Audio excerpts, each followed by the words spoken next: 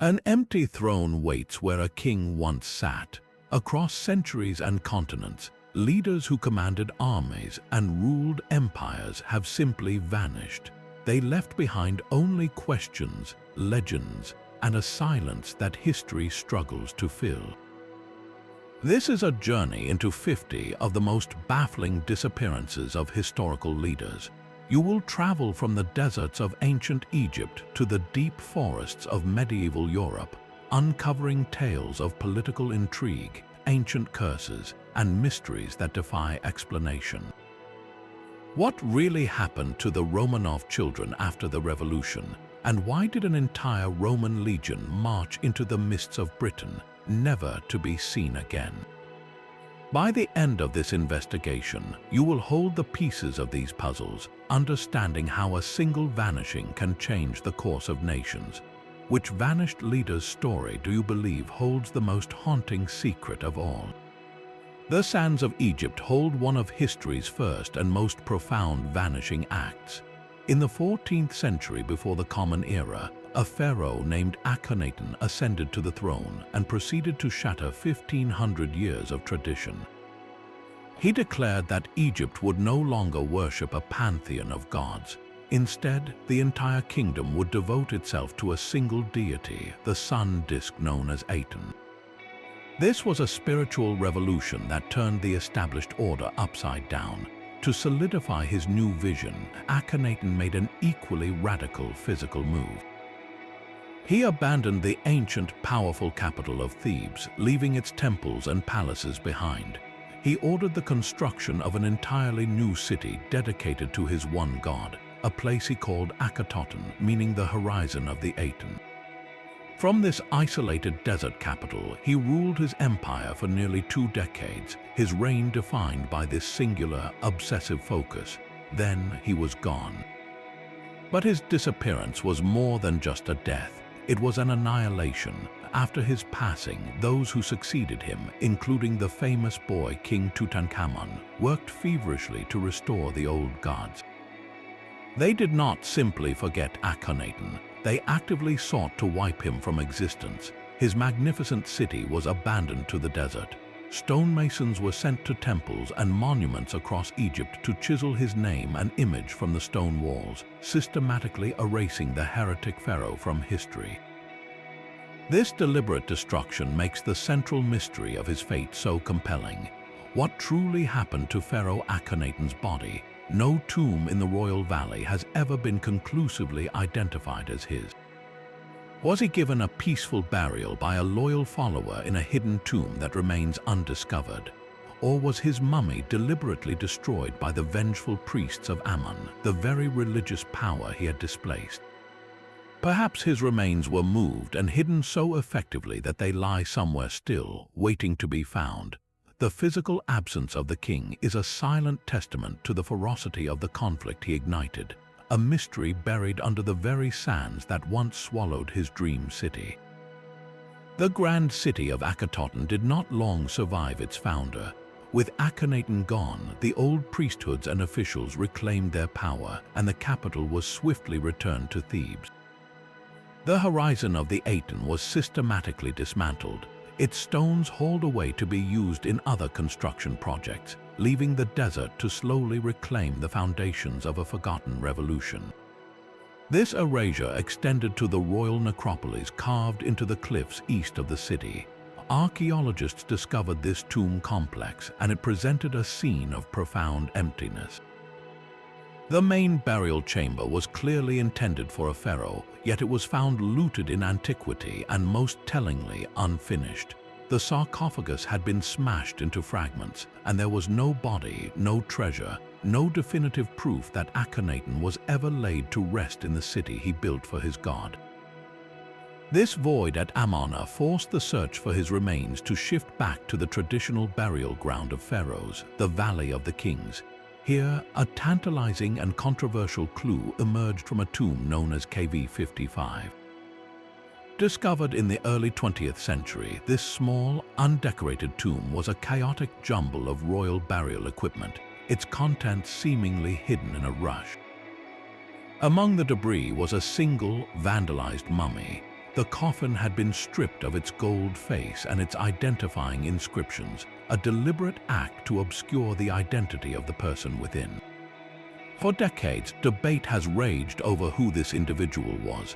Scientific analysis places the mummy in the correct time period, and it shares a close familial relationship with the famous Tutankhamun, suggesting it is a direct relative from the Amarna royal family.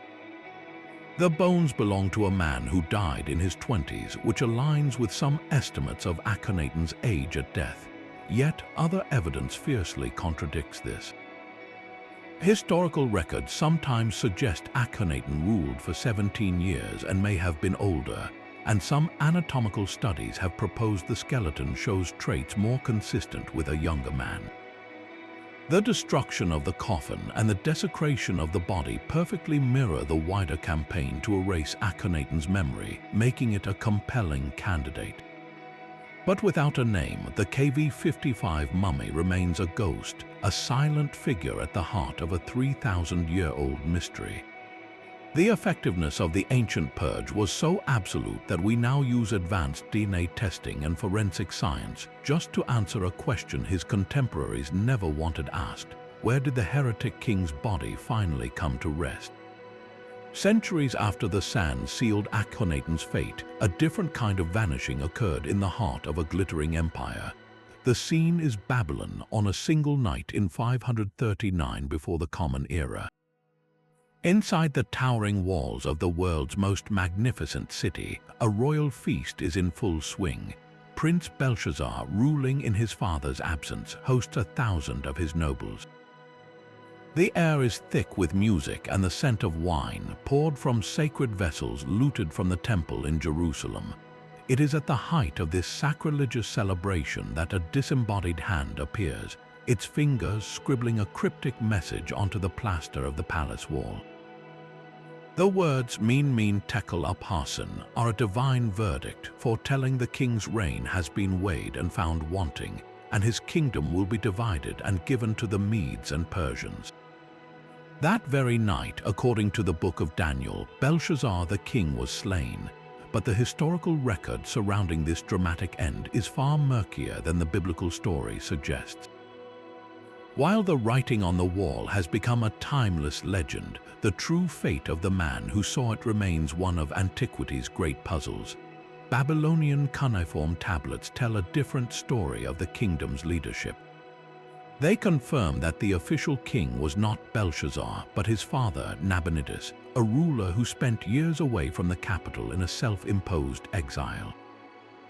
During this long absence, Belshazzar acted as the prince regent, governing the empire but never formally holding the title of king. This explains why he could offer Daniel the position of third ruler in the kingdom, as he himself was only the second. When Cyrus the Great and his Persian army arrived at the gates of Babylon, they did not need a brutal, bloody siege. Historical accounts, including the Cyrus Cylinder, describe how the city was taken with startling ease. One version claims Cyrus diverted the Euphrates River and his soldiers marched through the lowered water levels under the city gates. Another suggests that the Babylonian priesthood, dissatisfied with Nabonidus, simply opened the gates to the invaders. The fall was swift and relatively peaceful, with Cyrus presenting himself not as a destroyer, but as a liberator who restored order and respected the city's gods.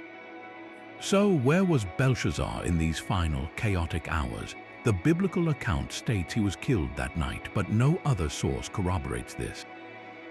If he died, was it in a desperate last stand against Persian soldiers in the palace corridors, a battle lost to official history, or was he captured and executed by Cyrus's command to eliminate any potential rival for the throne? There is a third, more speculative possibility. Could the prince have used the confusion of the conquest to escape? The city was vast, its underworld of canals and backstreets a potential route to anonymity. Perhaps Belshazzar fled into the desert, his royal identity shed, his life ending in obscurity far from the throne he never truly held. The silence from Cyrus's own records is deafening. He makes no mention of defeating or killing a Babylonian king named Belshazzar. This absence suggests the Prince Regent may not have been significant enough to note, or that his fate was so inconsequential it was not worth recording. The legend gives him a dramatic, divine end, while history offers only a quiet, unresolved exit. Did the writing on the wall seal his doom, or did he simply vanish into the smoke of a fallen city, a ghost erased by the march of a new empire? The legend of a king saved from the flames by divine intervention stands in stark contrast to the quiet ambiguity surrounding Belshazzar. Yet another monarch, whose very name became a byword for unimaginable wealth, would face a similar crisis of conquest and vanish into conflicting legends. His name was Croesus, the last king of Lydia, and his story is a cautionary tale about the perils of misreading destiny. His kingdom, in what is now Western Turkey, was legendary for its riches, derived from the gold-bearing river Pactolus and the invention of the first standardized coinage. This wealth made Croesus powerful, but it also made him confident, perhaps overconfident, as a new empire rose to his east under Cyrus the Great. Seeking divine guidance before a potential war, Croesus sent a magnificent tribute to the oracle at Delphi in Greece, a place believed to be the mouthpiece of the god Apollo. The reply he received was both clear and dangerously deceptive. The oracle declared that if Croesus attacked the Persians, he would destroy a great empire. Interpreting this as a guaranteed prophecy of victory, Croesus launched his campaign. He crossed the river Halys into Persian territory, fought an inconclusive battle, and retreated to his capital, Sardis, expecting the conflict to resume the following spring. But Cyrus was a master of unpredictability. He followed Croesus to Sardis and, in a stunning tactical move, scaled the city's supposedly impregnable citadel. The Lydian capital fell in 547 before the Common Era. The great empire that was destroyed, as the oracle had foretold, was his own. It is at this moment of total defeat that the historical accounts fracture, creating the enduring mystery of the king's fate. The Greek poet Bacchylides wrote a version where Croesus, seeing his city fall, ordered a pyre built for himself, his wife, and his daughters, choosing death by fire over the humiliation of capture. As the flames climbed, the story goes, the god Apollo, remembering the king's generous gifts to Delphi, sent a miraculous rainstorm to extinguish the fire and whisked Croesus away to the mythical land of the Hyperboreans. This is a clean, divine resolution. The historian Herodotus, however, presents a more complex and human story. He recounts that Cyrus ordered the defeated king to be burned alive. As Croesus stood bound upon the pyre, he remembered the wisdom of the Athenian sage Solon, who had once warned him that no man could be called happy until his life was over. He cried out Solon's name. Intrigued, Cyrus asked through interpreters what he had said. Upon hearing the story of Solon's warning about the fickleness of fortune, Cyrus was moved. He recognized his own mortality in Croesus's plight and ordered the fire put out. According to Herodotus, the flames were already raging so fiercely that they could not be quenched until Croesus prayed to Apollo, who again sent a life-saving downpour. From that day forward, the Persian king kept the Lydian monarch as a trusted counselor, a living reminder of how quickly power can fade. So, which ending is true? Was the wealthy king executed, becoming a tragic lesson in hubris? Was he miraculously saved by a god, his story transformed into religious myth? Or did he live out his days as a respected advisor in the court of his conqueror, a ghost of his former self? The silence of Persian records offers no confirmation, leaving us only with the stories. Croesus disappeared not from history but into it, his final moments a matter of poetic license and historical debate, forever obscuring the fate of the man who literally had everything to lose. While Croesus vanished into conflicting legends, the second king of Rome left behind a different kind of mystery, one buried not in fire but in paper and stone. Numa Pompilius was a figure of profound peace and piety, a Sabine man chosen to lead Rome after its violent, warlike founder Romulus was gone. His reign of 43 years was said to be a golden age of tranquility. He established the priestly colleges, the Vestal Virgins, and the entire calendar of religious festivals, building the spiritual bedrock of the Roman state from the ground up. According to all traditional histories, he died quietly of old age, a beloved king laid peacefully to rest. For centuries, that was the accepted story. Then, in the year 181 before the Common Era, a discovery on the Janiculum Hills shattered that serene narrative. 2 stone chests were unearthed by farm laborers, one reportedly containing the long-lost books of Numa Pompilius himself. These were not mere historical curiosities. The texts written on paper were said to be in perfect, almost miraculous condition despite being buried for over 500 years. They contained the king's philosophical writings and the deepest secrets of his religious laws. The Roman Senate, upon examining the find, made a shocking and definitive decision. They ordered the books to be publicly burned in the city forum. This official act of destruction immediately ignited a firestorm of speculation that has never been extinguished. Why would the state annihilate such a priceless piece of its own heritage? The official reason given was that the writings contained dangerous foreign ideas that could corrupt the traditional Roman religion. But whispers began almost at once, suggesting a far more explosive truth. The philosophical ideas within the scrolls were said to align not with early Roman thought, but with the teachings of the Greek philosopher Pythagoras, who lived well over a century after Numa's death. This created an impossible anachronism. How could Rome's second king possess knowledge from a man not yet born? One theory suggests the books were a later forgery, planted for political reasons, and the Senate burned them to quell a potential scandal.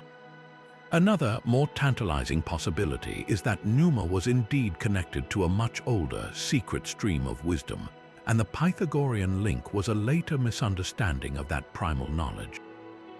But the most compelling question is what the scrolls actually said. Did they contain rituals too powerful for the public to know? Were they instructions for communing with gods that the state priesthood wanted to monopolize? Or did they reveal a historical truth about Rome's origins so unsettling that the Senate deemed it necessary to erase it completely? The flames in the forum consumed the physical evidence, but they could not destroy the mystery. We are left wondering if the peaceful king we thought we knew was the guardian of secrets so profound that the Roman Republic, centuries later, was still terrified of their power. A king's prayer was answered not with divine favor but with a dagger. In the year 681 before the Common Era, Sennacherib, the mighty king of Assyria, was one of the most powerful and feared men on earth. His armies had terrorized the region, laying waste to rebellious cities and deporting entire populations. He was the ruler who had famously besieged Jerusalem and, according to biblical accounts, saw his army decimated by a divine plague. He was the king who had so thoroughly sacked the sacred city of Babylon that he even diverted canals to wash its temples and palaces from the face of the earth. This was a monarch who understood power, brutality, and the crushing weight of his own will. Yet his end came not on a distant battlefield, but in the one place he should have been safest, a temple dedicated to his own god. The core mystery of Sennacherib's story is not that he was assassinated, for ancient thrones were perilous seats. The true puzzle lies in the chaotic and conflicting stories about who exactly struck the killing blow. The biblical book of Kings states it plainly that while Sennacherib was worshipping in the temple of Nisroch, he was murdered by his own sons, who then fled to the land of Ararat. This presents a clear image of a brutal, straightforward patricide, but a Babylonian chronicle offers a different, more specific detail. It names one son, Arda-Mulisu, as the sole assassin, a prince desperate to claim the throne that his father seemed unwilling to pass to him. Then the plot thickens further with accounts from the king's own son, Esarhaddon, who ultimately succeeded him. Esarhaddon's own inscriptions describe the killers as his brothers, plural, suggesting a conspiracy of 2 or more. He paints a picture of a complex court coup, not a lone act of violence. So, was it one vengeful son, two conniving brothers, or a wider network of nobles and priests who saw the ruthless king as a liability? This confusion was almost certainly intentional. The ensuing power struggle was immediate and vicious. Akhenaten, who may not even have been in the capital, had to fight a civil war against his fratricidal brothers to secure his crown. For a new ruler in such a volatile situation, clarifying the exact details of the regicide was far less important than controlling the narrative. Blaming multiple brothers justified his own military campaign to restore order. Allowing the story to remain murky helped obscure any potential sympathizers or co-conspirators who might still hold positions of power. The truth was a casualty of political necessity, buried under the official versions crafted by the victor. Sennacherib, the man who commanded empires, became a pawn in the story of his own death, his final moments obscured by the very ambition he had fostered in his sons. Even the most magnificent empires are haunted by an empty grave. The legacy of Cyrus the Great, founder of the Persian Achaemenid Empire, is one of brilliant conquest and enlightened rule, a leader who respected the customs of the people he absorbed into his vast domain.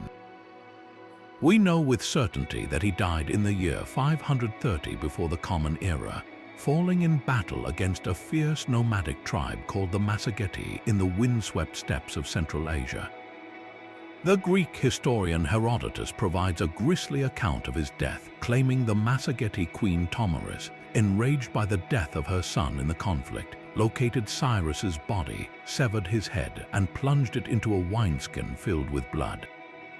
Yet other ancient sources tell a different, more respectful story. They claim his body was recovered by his own loyal soldiers and carried back to the heart of his empire to be laid to rest in the city he had built, Pasargadae. There he was reportedly interred in a surprisingly modest tomb, a lone, gabled stone chamber resting atop a stepped platform, a stark silhouette against the open sky. This structure still stands today, a poignant monument to a king who commanded millions yet asked for so little in death. The problem is, we cannot be entirely sure it is his. The debates surrounding the tomb's authenticity are as old as the stones themselves. While ancient writers like the Greek geographer Strabo identified it as the tomb of Cyrus, the monument itself bears no inscription, no carved relief, no definitive proof.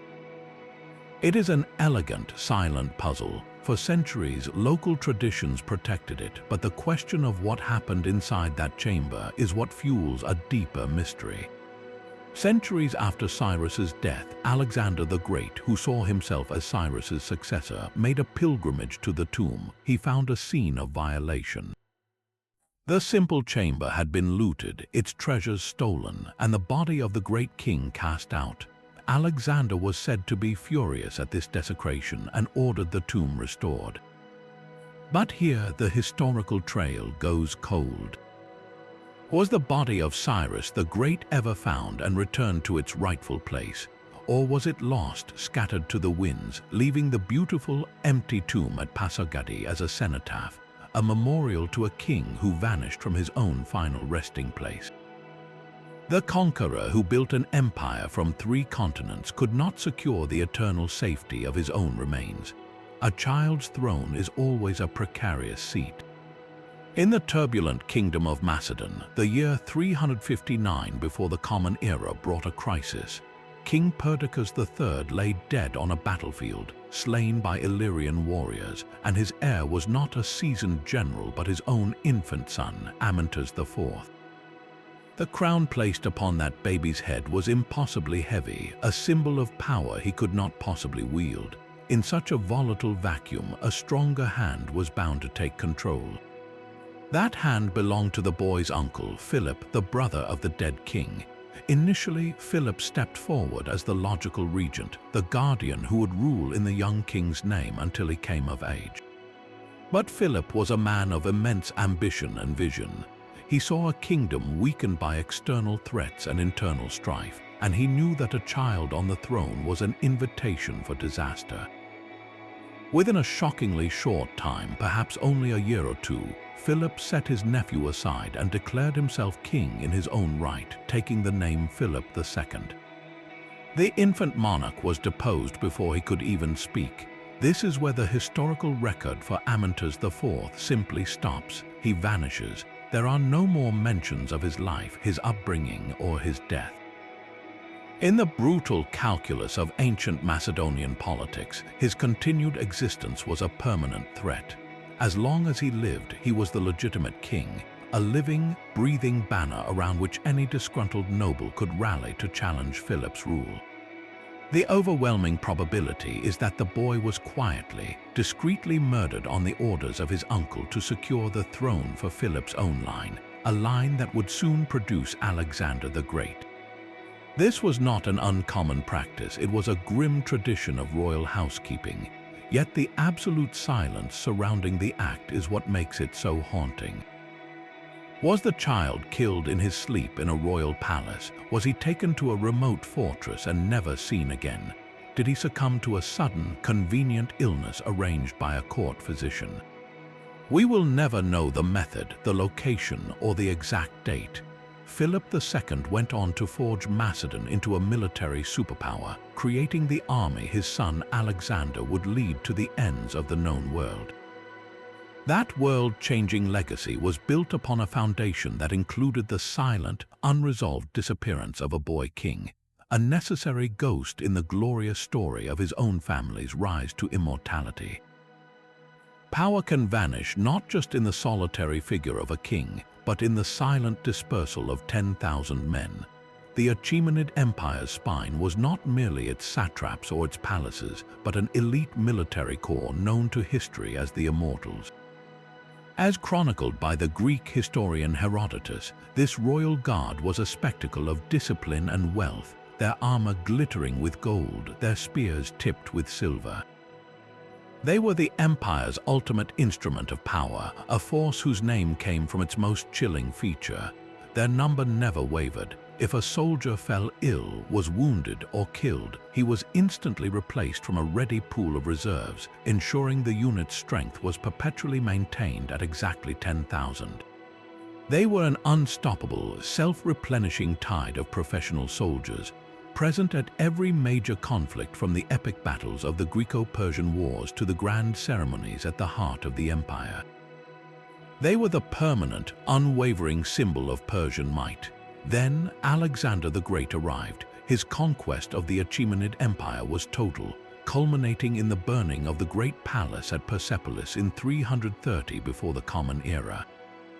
In the chaotic aftermath of this world-shattering event, the record for the Immortals simply ends. They march off the page of history and into an impenetrable fog. What became of the 10,000? One theory suggests a final, heroic annihilation. Perhaps the core of the unit made a desperate last stand somewhere in the empire's vast expanse, dying to the last man in defense of a concept of Persia that was already gone. Their complete destruction would explain their sudden absence from any record. Another, more practical possibility is that they were simply absorbed. Alexander was a brilliant pragmatist. He often integrated the best units of defeated armies into his own forces to bolster his strength and legitimize his rule. The Immortals, with their legendary discipline, would have been a prized addition. They may have shed their distinctive regalia and Persian identity, becoming just another regiment in the sprawling Macedonian army, their unique character dissolved into Alexander's imperial melting pot. A third, quieter theory posits a deliberate disbandment. With the Persian monarchy extinguished, there was no empire for them to guard, no king to protect. Their entire reason for being evaporated. Did they simply lay down their arms, their cohesion broken, and melt back into the civilian populations from which they came? A soldier returns to his farm, a guardsman becomes a merchant, the greatest fighting force of an age dispersing into anonymity, one man at a time. The silence is what makes their disappearance so profound. An entire institution, a symbol of imperial permanence, vanished without a definitive trace, leaving behind only the echo of their name and a question that lingers across the millennia. Did they fall together, or did they simply fade away? The same ambition that forged an empire ensured its collapse into a bloody free-for-all. When Alexander the Great died suddenly in Babylon in 323 before the Common Era, he left a vacuum so immense it swallowed every one of his most trusted generals. This 40-year period, known as the Wars of the Diadochi, was less a war and more a sprawling, multi-front assassination game where the grand prize was a broken piece of Alexander's legacy. In this world of shifting alliances and poisoned wine, the line between a king and a corpse was perilously thin, and the deaths of its key architects are riddled with unanswered questions. Perdiccas, the man initially chosen to be regent for Alexander's unborn son, was the first to learn this lesson. He overreached, and his own senior officers, including Seleucus and Antigenes, turned on him, stabbing him to death during a failed campaign in Egypt. It was a clear, brutal political murder, yet the motivations behind the specific conspirators remained debated. Was it purely a power grab, or did they genuinely believe they were saving the crumbling empire from his incompetence? Then there is the case of Antipater, the old and cunning regent of Macedon. He had managed to survive the initial chaos, but upon his return to Europe, he died of an illness at an advanced age. That is the official story, but whispers persisted that his death was anything but natural. His own son-in-law, a ruthless officer named Cassander, was widely suspected of having poisoned him to clear his own path to the throne of Macedon. In this atmosphere, even a death from old age was viewed with intense suspicion. But the most enigmatic end belongs to that very man, Cassander himself. After a reign defined by his brutal elimination of Alexander's family, including his mother, wife, and son, Cassander was poised to found a lasting dynasty. Then, in 297 before the Common Era, he simply drops from the historical record. The sources are vague and contradictory, some briefly mentioning a consumption, a wasting disease, possibly tuberculosis. Others are utterly silent. For a king of his stature, this lack of detail is itself a glaring clue. Did he succumb to a common illness, his death unremarkable in an age of constant medical peril? Or was his end, like so many he had engineered, a quiet, unrecorded murder? In the world of the Diadochi, where truth was a weapon and history was written by the last man standing, a quiet death could be the most suspicious one of all. A father's final wish can be a lie carved into history. In the year 210 before the Common Era, the most powerful man in China, Qin Shi Huang, the first emperor who unified the warring states, lay dying during one of his endless tours of the empire. His designated heir was his eldest son, Fu Su, a man of principle and a respected military commander who had been stationed at the northern frontier, building the Great Wall alongside the empire's most loyal general, Meng Tian. Fu Su was the clear, legitimate successor, a leader who commanded the army's respect. But in the closed carriage carrying the emperor's corpse back to the capital, a conspiracy was born. The emperor's chief eunuch, Zhao Gao, and his chancellor, Lai Si, saw their power and very lives threatened by Fu Su's ascension. The prince was known to favor different advisors, and his integrity was a danger to their corrupt influence. So they committed an audacious act of treason. They sealed the news of the emperor's death and forged a royal decree. This document, bearing the imperial seal, ordered Crown Prince Fu Su and General Meng Tian to commit suicide for alleged disloyalty. The mystery lies not in the forgery itself, but in the reaction at the distant frontier. Why did Fu Su, a seasoned commander, accept this sudden, brutal order without question? The historical records written by the dynasty that followed state he immediately took his own life out of filial duty, believing his father's command was absolute.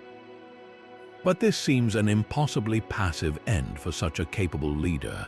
Did a flicker of doubt cross his mind? Perhaps he suspected a plot but felt trapped, hundreds of miles from the capital with no allies to verify the decree. The greater puzzle surrounds General Meng Tian. He commanded the empire's most powerful army, a force utterly loyal to him. He openly questioned the order, arguing they should travel to the capital and confirm its authenticity before taking any action. Yet, after Fu Shu's swift compliance, Meng Tian himself surrendered his weapons and accepted imprisonment, later dying by poison in his cell. His reluctance makes his ultimate compliance even more baffling. Was he bound by an unbreakable oath to the imperial family, even when he knew the family was being destroyed from within? Or did Zhao Gao's conspirators have agents in the camp, ready to murder both men if they showed the slightest resistance, with the suicide story fabricated to cover the crime? The conspiracy's success was catastrophically complete. With Fu Shu and Meng Tian removed, the plotters placed a younger, more pliable son, Yu Hai, on the throne as Emperor Qin Ershi. The true line of succession was severed, and the Qin dynasty, which was meant to last 10,000 generations, collapsed into chaos and rebellion within just 4 years. The silence from the frontier is deafening. We are left to wonder if Fu Shu's body was ever truly found, or if the story of his suicide was the final, masterful stroke of a plot that erased a king and an entire empire along with him. A general's greed can erase an army from the earth. In the blistering heat of 53 before the Common Era, near the town of Carrhae, the wealthiest man in Rome met a catastrophic end. Marcus Licinius Crassus, a member of the powerful First Triumvirate, sought military glory to match his vast fortune. He led 7 legions, over 40,000 men, deep into the desert of Parthia, confident in their invincibility. He was met by a smaller but brilliantly adaptive Parthian force. The Romans faced a storm of arrows from horse archers they could not catch, and armored cataphract lancers they could not break. The battle was a massacre. Crassus himself was killed, perhaps during a truce negotiation, his head and hands severed as trophies. Tens of thousands of his soldiers were slaughtered. But a persistent legend whispers that not all of them died that day. Ancient sources like the historian Plutarch mention that a significant number of Roman legionaries were taken alive, marched into captivity in the vast, unknown East. This is where the historical record ends and an extraordinary theory begins. In the 1950s, a sinologist named Homer H. Dubs proposed a stunning fate for these lost men. He pieced together Chinese chronicles from the Han Dynasty, which described a strange event around 36 before the Common Era. A Chinese general fighting a nomadic tribe encountered a unique military formation on the battlefield, a shield wall tactic that was distinctly Roman. After defeating this force, the chronicles state, he settled the captured soldiers in his own territory, establishing a frontier town he named Lycian. For Dubs, this was the missing link. The Roman prisoners from Carrhae, he argued, had been shuffled eastward as border guards for the Parthians, eventually being captured again and resettled in western China. The modern Chinese village of Zhalazhai, located near the supposed site of ancient Lycian, became the focus of this legend. The theory was electrifying. Could the descendants of a lost Roman legion be living in rural China? Investigations began. Some early genetic tests on villagers showed a small percentage of Caucasian markers, but these were far from conclusive, as the Silk Road had brought many different peoples through the region for centuries. Archaeologists have found no definitive Roman artifacts, no coins, no legionary insignia, no Latin inscriptions. The fabled shield wall could have been employed by any number of steppe peoples familiar with infantry tactics. The story of Lycian remains a powerful and romantic possibility, a testament to our desire to connect the great empires of the ancient world. But without hard evidence, the fate of those thousands of captured Romans is sealed in silence. Did they perish as slaves in Parthian mines, or did they truly march across a continent, their identity slowly fading until only a strange fighting style and a village name remained as ghostly echoes of a forgotten homeland? The violent end of a paranoid emperor created a power vacuum so profound it nearly ended the institution itself. Emperor Gaius Caligula, who had ruled Rome with a blend of erratic cruelty and terrifying whimsy, was stabbed to death in a secluded corridor of the Palatine Hill in the year 41. His own Praetorian Guard, the men sworn to protect his life, turned their blades on him in an act of brutal political surgery. The assassination itself is a matter of historical record, a necessary removal of a tyrant.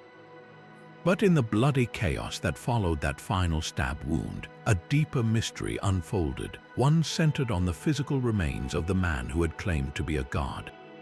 The killers did not stop with the emperor. In the ensuing frenzy, his wife, Caesonia, was murdered moments after learning of her husband's death, and their infant daughter, Julia Drusilla, was brutally killed by being dashed against a wall. This was not merely a coup, it was an attempt to obliterate an entire bloodline. With the immediate family destroyed, the focus turned to the emperor's corpse. According to the historian Suetonius, the initial disposal was as undignified as his reign had been chaotic. His body was hastily carried to the nearby Lamian gardens and placed in a shallow, temporary grave covered with just a few spades of earth. It was an ignoble end for a man who had demanded worship, but the story does not end there. The same account reveals that Caligula's loyal sisters later returned to the gardens. Under cover of darkness, they exhumed the body, had it cremated, and secretly interred the ashes. This second clandestine burial is the event that seals the mystery. Where did they hide him? The ashes were never placed in the grand mausoleum of Augustus, the final resting place for Rome's imperial family. Did his sisters bury the urn on a private estate, a place of quiet remembrance far from the hatred of the city? Or was it concealed somewhere within the vast Lamian gardens itself, a secret known only to a few, a secret that died with them? The complete absence of any known tomb for Caligula is a haunting postscript to his terrifying rule. An emperor who filled the world with his noise and his rage was ultimately reduced to a silent, unknown handful of ash, his final location lost to the very chaos he so perfectly embodied. The chaos of imperial Rome consumed another emperor with a final, desperate act of flight. In the summer of 68, Nero, the last of the Julio-Claudian line, found his world collapsing. The legions had turned against him, the Senate had declared him a public enemy, and the streets of Rome echoed with chants for his head. Abandoned by nearly everyone, the man who once fancied himself a divine artist fled the capital in the dead of night, taking refuge in the suburban villa of his freedman, Phaon. There, in a cramped room just off the main house, the official history records his suicide. He was only 30 years old, terrified of capture and the brutal execution that awaited a public enemy. He is said to have stabbed himself in the throat with a dagger, reportedly with the help of his private secretary, as the sound of approaching cavalry heralded his end. But the story of Nero's death was far from over. The circumstances were so rushed, so cloaked in the panic of his final hours, that a powerful counter-narrative was born almost instantly. The people had witnessed his dramatic, often theatrical reign, and many refused to believe such a flamboyant figure could meet such a quiet, grubby end. This disbelief gave rise to the Nero Redivivus legend, the belief that Nero had not died at all. The legend claimed he had escaped to the east, to the rival Parthian Empire, where he was gathering a vast army to march back into Rome and reclaim his throne. This was more than just a rumor, it was a persistent and widespread myth that haunted the Roman world for decades. The legend was fueled by the very nature of his rule. Nero was a polarizing figure, hated by the Senate and the aristocracy, but possessing a strange, populist appeal among the common people and in the eastern provinces. For those who felt neglected by the traditional elite, Nero became a messianic figure, a sleeping king who would one day return to set things right. This belief was so potent that it produced tangible consequences. In the years following his reported death, at least 3 different impostors emerged, each claiming to be the resurrected emperor. The first appeared just 2 years later, gaining a significant following in Greece and Asia Minor before being captured and executed. Another arose 2 decades after that, so convincing he nearly sparked a major rebellion before also being exposed and killed. These were not mere opportunists, they were manifestations of a deep-seated cultural fantasy, proof that Nero the idea had become far more powerful and enduring than Nero the man. His controversial life ended in a villa outside Rome, but his story escaped to wander the empire, a ghost that refused to be buried. Even the most disciplined army can dissolve into a ghost story. North of the Roman frontier in Britain, where the paved roads ended and the trackless wilderness of Caledonia began, an entire legion of 5,000 battle-hardened soldiers simply ceased to exist. This is the mystery of the 9th Legion, Legio Nona Hispana, a unit with a proud history that stretches back to the conquests of Caesar himself. For decades, they were the mailed fist of Rome in Britain, their fortress at Eboracum, modern-day York, a bastion of imperial power in a hostile land. We know they were there, stamped into the historical record by an inscribed stone tablet dated to 108, and then nothing. The legion vanishes from all surviving Roman military records, its name never appearing again on any army list, its eagle standard lost forever. How does 5,000 men, an entire institution, disappear without a trace? The most compelling and dramatic theory is one of heroic annihilation. It suggests the 9th marched north from York on a punitive campaign, pushing deep into the Scottish Highlands to subdue the fierce Caledonian tribes. There, in some mist-shrouded glen, they were ambushed and overwhelmed. The story tells of a final, desperate stand where not a single Roman soldier survived to tell the tale, their bodies left to the crows and their precious eagle captured as a trophy. This narrative of a glorious, tragic end in the British mist has been immortalized in books and films, becoming a powerful part of the island's folklore. Yet other, quieter theories challenge this romantic end. Fragments of evidence suggest the legion, or at least parts of it, may have been transferred away from Britain before its disappearance. A tombstone from the city of Nijmegen in the modern-day Netherlands appears to mention a soldier from the 9th, dated possibly to a time after 108. Could the legion have been reassigned to the Rhine frontier, only to be destroyed in one of the many poorly recorded conflicts there? Or was it sent even farther east to the war-torn province of Judea or to fight the Parthians, and wiped out in a battle so remote its fate was never properly reported back to Rome? These possibilities are plausible, but they only deepen the core mystery.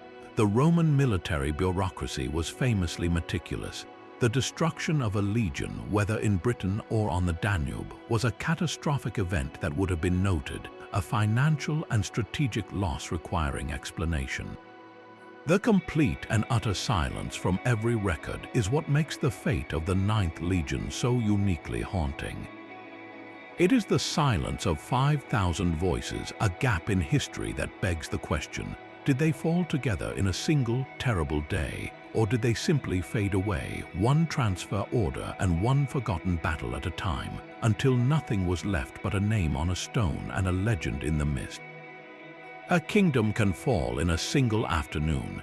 In the early summer of 711, the Visigothic kingdom of Hispania was already tearing itself apart. King Roderick, a powerful noble, had recently seized the throne from the sons of the previous king, Witiza, plunging the realm into a bitter civil war.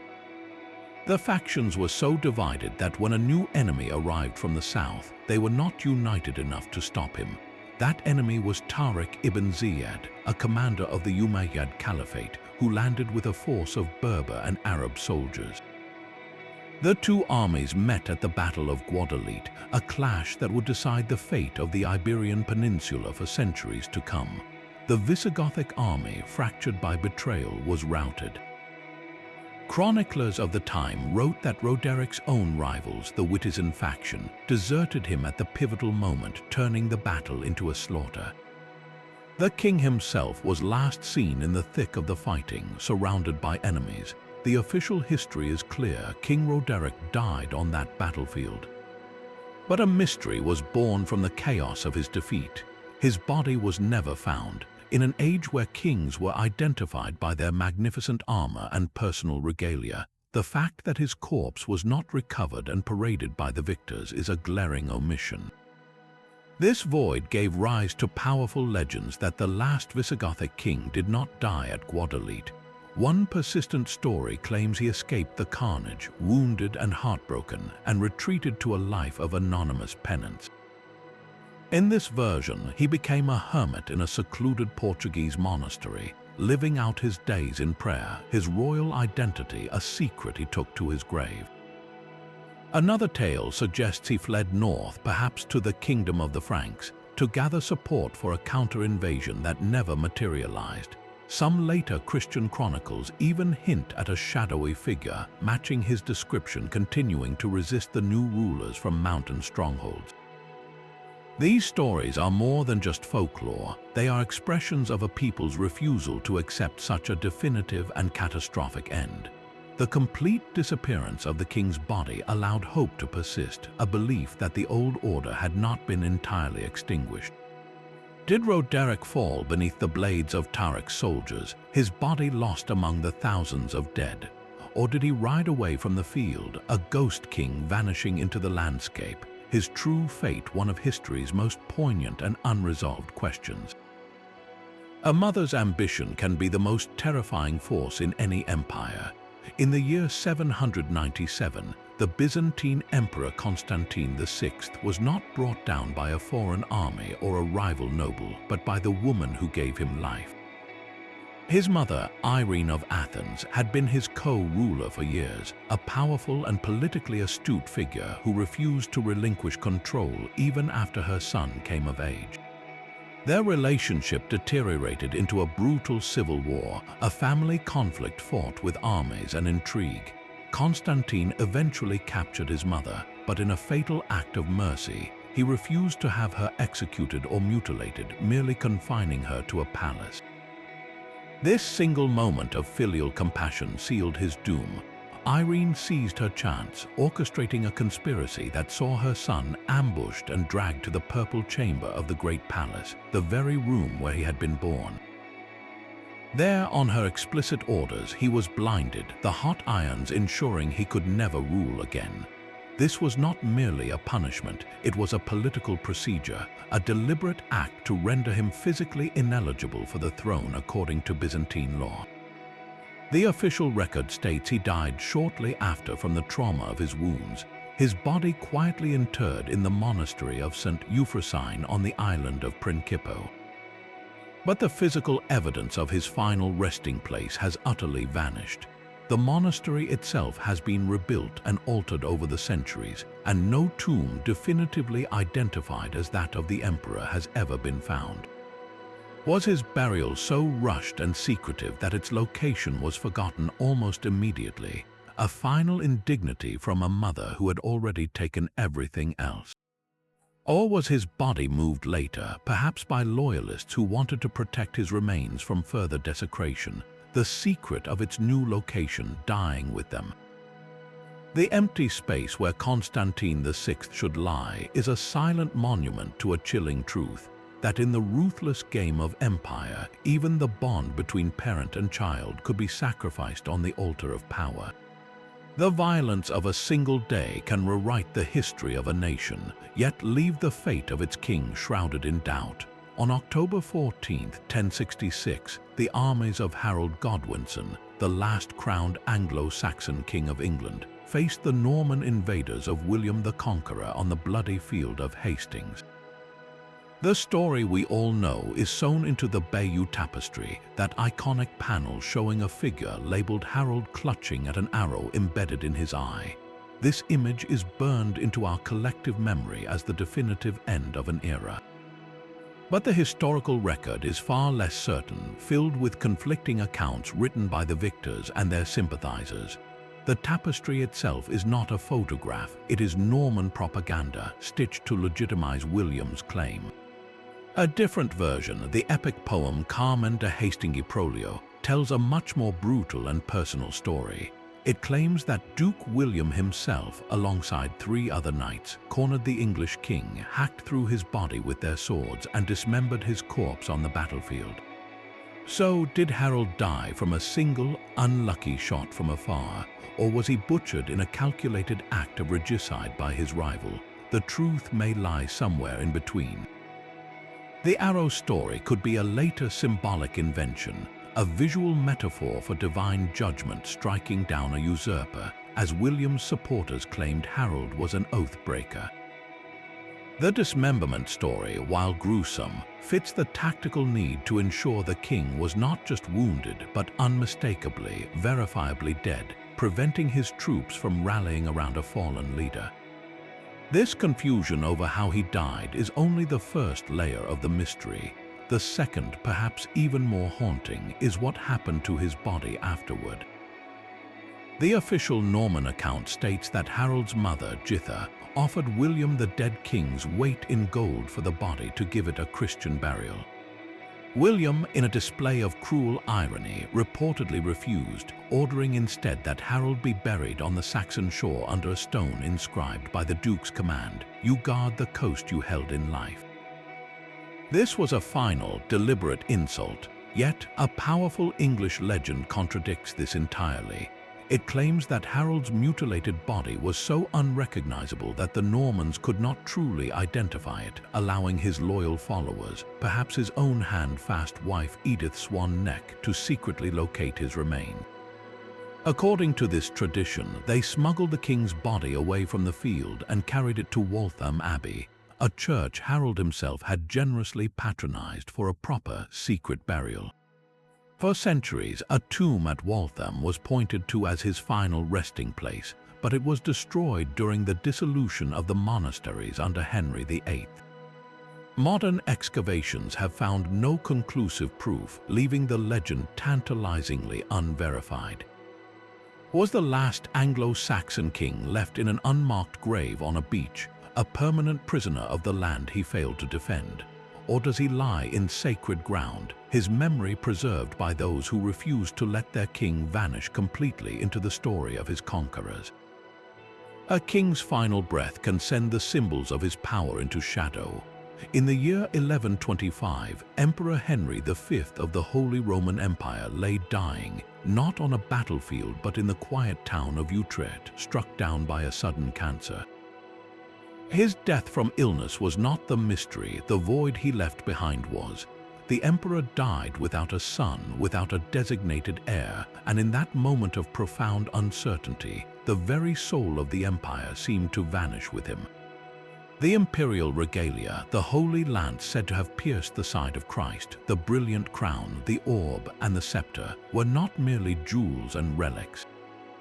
They were the divine right to rule made physical, the objects that transformed a man into an emperor, and as Henry drew his last breath, they disappeared. The figure at the center of this political storm was his widow, the Empress Matilda. In the chaotic days following her husband's death, with rival princes already jockeying for the vacant throne, she acted. Chroniclers of the time wrote that she gathered the priceless insignia and fled, taking the empire's legitimacy with her. But why? Was this an act of theft, a desperate grab for personal wealth in a suddenly precarious world? Or was it a calculated political maneuver? Matilda was the daughter of King Henry I of England, a woman of immense pride and connections. By securing the regalia, she may have been attempting to control the succession, to hold the symbols of power hostage until a candidate favorable to her, or perhaps even to her powerful father, could be placed upon the throne. The conflicting accounts of what happened next are a fog of medieval politicking. Some sources claim the new king, Lothar III, eventually recovered the treasures, but the details are vague and self-serving. How were they retrieved? Was a deal struck or was force threatened? The silence surrounding the negotiations is deafening. The role of Matilda remains one of history's most intriguing puzzles. Did she surrender the regalia willingly, or was she compelled? Her subsequent return to England and her pivotal role in the anarchy, the civil war fought over the English throne, proves she was a political force of nature, entirely capable of such a bold gambit. The physical objects may have eventually resurfaced, but the true disappearance was one of authority. For a critical period, the Holy Roman Empire had no crown, no lance, no center. The scramble for those empty symbols revealed a brutal truth that power resides not in gold and relics, but in the perception of who rightfully holds them. A king's ransom can sink into the mud of a foreign river. King Louis IX of France, later canonized as a saint for his piety, led the Seventh Crusade with the highest of hopes, aiming to reclaim Jerusalem for Christendom. Instead, his campaign met with disaster at the Battle of Almanzora in 1250. The French army was routed, and Louis himself was captured by the Egyptian forces, a humiliating defeat for one of Europe's most powerful monarchs. His freedom came at an astronomical price, a ransom of 800,000 gold bezants, a sum that nearly bankrupted the French treasury. Once the payment was made and Louis was released, the remaining task was to transport the balance of the royal treasure, along with the king's personal wealth and sacred relics, back to the coast for the voyage home. It was during this fraught journey that a second catastrophe struck. Chronicles from the time tell of a sudden, violent storm erupting over the Nile Delta. The heavy, treasure-laden ships navigating the complex and shifting branches of the great river were caught in the tempest. Some were dashed against hidden sandbars, while others simply vanished beneath the churning, silt-filled waters. A few accounts suggest not all the losses were due to nature, hinting at opportunistic attacks by bandits on the vulnerable vessels. The result was the same: a significant portion of the French crown's wealth was swallowed by the Nile. This was not just lost coin, it was the physical embodiment of a failed holy war, a king's fortune sacrificed for nothing. Legends immediately grew of a fortune in French gold, jeweled crosses, and holy artifacts lying just out of reach on the riverbed, buried under centuries of sediment. Modern treasure hunters and archaeologists have long been fascinated by the story, but the Nile Delta is a landscape in constant flux. The river branch where the ships went down has likely shifted its course or silted over completely, turning the search for St. Louis's treasure into a quest for a ghost. The lost hoard remains a powerful symbol, a king's pious ambition literally sunk without a trace, waiting for the river to one day give up its secret. A king's reign can be stolen before he is even crowned. In the spring of 1483, the 12-year-old King Edward V of England rode toward London for his coronation, a boy on the cusp of ultimate power. His journey ended not in Westminster Abbey, but within the cold stone walls of the Tower of London, a fortress that was both a royal palace and a prison. He was joined there by his younger brother, 9-year-old Richard, the Duke of York. They had been placed under the protection of their uncle, Richard, the Duke of Gloucester, who had been appointed Lord Protector to guide the kingdom until the boy king's majority. But the boy's sanctuary quickly became a cage. At first, the two princes were seen playing in the Tower Gardens, their youthful figures a fleeting glimpse of a future that was rapidly receding. Then the sightings grew less frequent, and soon they stopped altogether. By the end of that summer, the princes had vanished from public view entirely. Their uncle had not been protecting the throne for his nephew, he had been clearing it for himself. He declared the boys illegitimate, seized the crown for himself, and was crowned King Richard III. The motive was brutally clear: two living boys with a stronger claim to the throne were an existential threat to his new reign. The weight of suspicion fell upon Richard immediately and has never lifted. He is history's primary suspect, a king who had the means, the opportunity, and the most powerful motive to ensure his nephews never emerged from the tower alive. Yet another contender for the throne soon complicates the story. Just 2 years later, Richard III was killed at the Battle of Bosworth Field by Henry Tudor, who became King Henry VII. Henry had his own powerful incentive to see the princes gone. By marrying their elder sister, he united the warring houses of York and Lancaster, but the boys still represented a direct Yorkist challenge to his tenuous hold on power. If they were already dead when he took the throne, the crime was Richard's. but if they were still alive in that tower when Henry seized it, their survival would have been an immense political problem he needed to solve. The mystery seemed to find a grim resolution nearly 200 years later. In 1674, workmen making renovations to the Tower of London discovered a wooden chest buried beneath a staircase leading to the White Tower. Inside were the skeletons of 2 children, their sizes consistent with the ages of the missing princes. King Charles II, convinced these were the remains of his predecessors, had them interred with great ceremony in Westminster Abbey, where they lie to this day. But this discovery, while compelling, is not proof. Modern science could provide answers, yet the remains have never been subjected to definitive DNA analysis or modern forensic examination. Permission for exhumation has been repeatedly denied, leaving the most famous cold case in English history frustratingly open. We are left with a terrible presumption of murder, but no verdict. Did a paranoid uncle order the unthinkable to secure his crown, or did a calculating usurper inherit a crime and happily take the blame? The truth remains locked within 2 small, silent skeletons, and the stones of the tower keep their final secret. The fate of the princes in the tower is forever linked to the man accused of their murder, and yet his own body would perform a vanishing act of its own for centuries.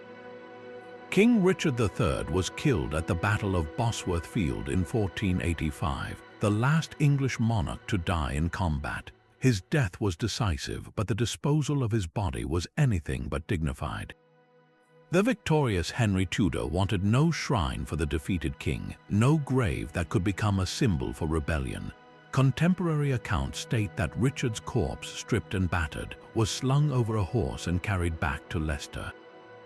It was displayed publicly for 3 days to prove he was truly dead, and then, according to tradition, he was buried without fanfare in the Church of the Greyfriars, a humble monastic order. The Tudor propaganda machine then went to work, systematically blackening his name, and as the years turned into centuries, the exact location of that Greyfriars church was lost to memory. The king's grave had simply disappeared, and many believed his bones had been dug up and thrown into the nearby river Tsar during the dissolution of the monasteries. For over 500 years, the question of where Richard III's body lay was one of history's great cold cases. Then, in 2012, an extraordinary archaeological project began, fueled by meticulous historical research and a stunning leap of faith. The search zeroed in on a city council car park in Leicester, a place of tarmac and painted lines that modern maps suggested sat directly over the lost Greyfriars Priory. The team dug through the modern layers, and beneath the asphalt they found the foundations of the medieval church. And then, in the very first trench, in the choir area where a king would most likely have been buried, they uncovered a human skeleton. The remains told a compelling story. The spine showed a severe curvature, evidence of the scoliosis that Tudor chroniclers had exaggerated into a hunchback. The skull revealed multiple horrific wounds, including a massive blow to the base from a halberd that would have killed him instantly, and another slice on the cheekbone where a weapon had cut down to the bone, likely inflicted after his death as a final insult.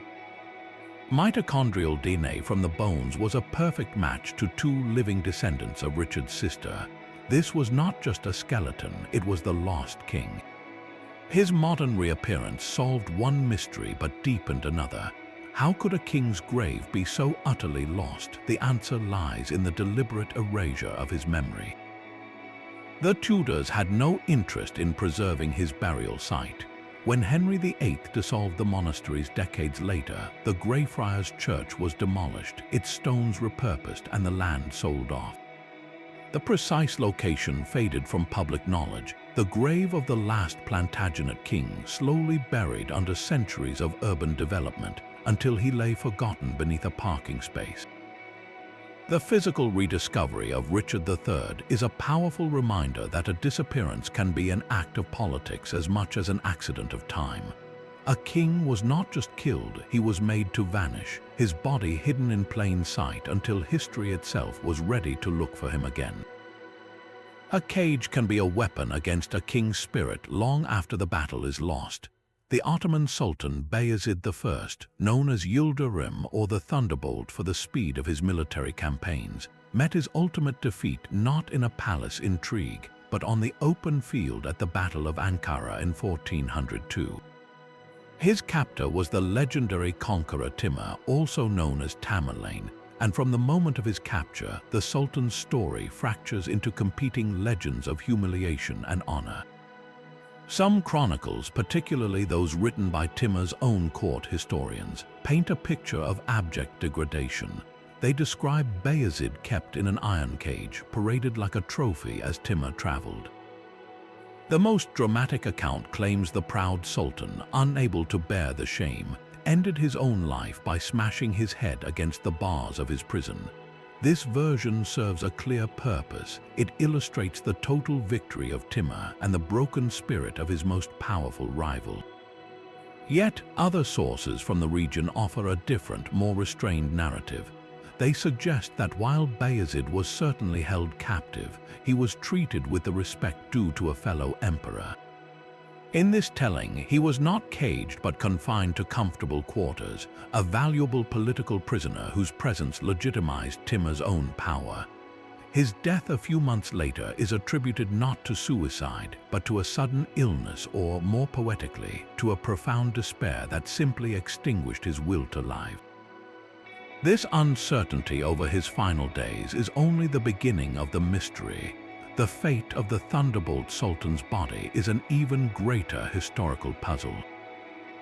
One tradition insists that Timur, perhaps as a final act of political theater, released the Sultan's remains to his sons, allowing for a proper royal burial in the Ottoman capital of Bursa. This would have been a strategic move, a gesture meant to foster a fragile peace with the Ottoman heirs. But a conflicting and equally persistent story claims that Bayezid was buried not in his homeland, but near the place of his death in Persia, in the city of Akhenaten. If this is true, then the founder of the Ottoman state's first major crisis lies in an unmarked or forgotten grave far from the empire he built. The lack of a definitive tomb for a figure of such immense stature is deafening. It leaves us to wonder whether the conqueror's final act was one of calculated mercy or lasting contempt. Did the Thunderbolt's body complete the journey home to rest among his ancestors, or was his physical presence, like his final months, held captive in a foreign land, a permanent symbol of an empire's most shattering defeat? Sometimes the most powerful leader is one who was never truly there. For centuries, the courts of Europe were captivated by the legend of Prester John, a mythical Christian king of unimaginable piety and wealth who ruled a vast empire somewhere in the distant east. His story first spread through a letter, a document that circulated widely in the 12th century, purportedly written by the king himself. It described a realm overflowing with marvels, where pepper grew like grapes and palaces were made of crystal and gold.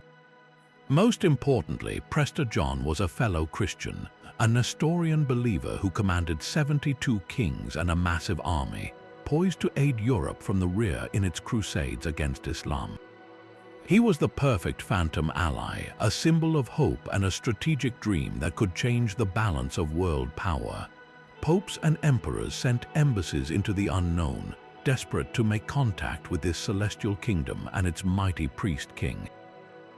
The search for Prester John became a driving force of exploration, a quest that sent men and resources eastward for generations. As travelers returned with tales that did not match the legend, the location of his kingdom began to shift.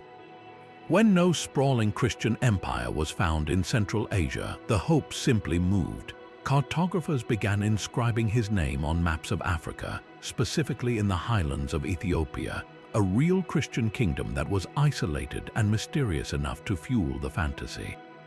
Portuguese explorers sailing around the coast of Africa in the 15th and 16th centuries carried with them letters addressed to Prester John, fully expecting to find his court in the interior. They found the Ethiopian Empire, yes, but not the mythic king of the letter, not the man who commanded unicorns and drank from the fountain of youth.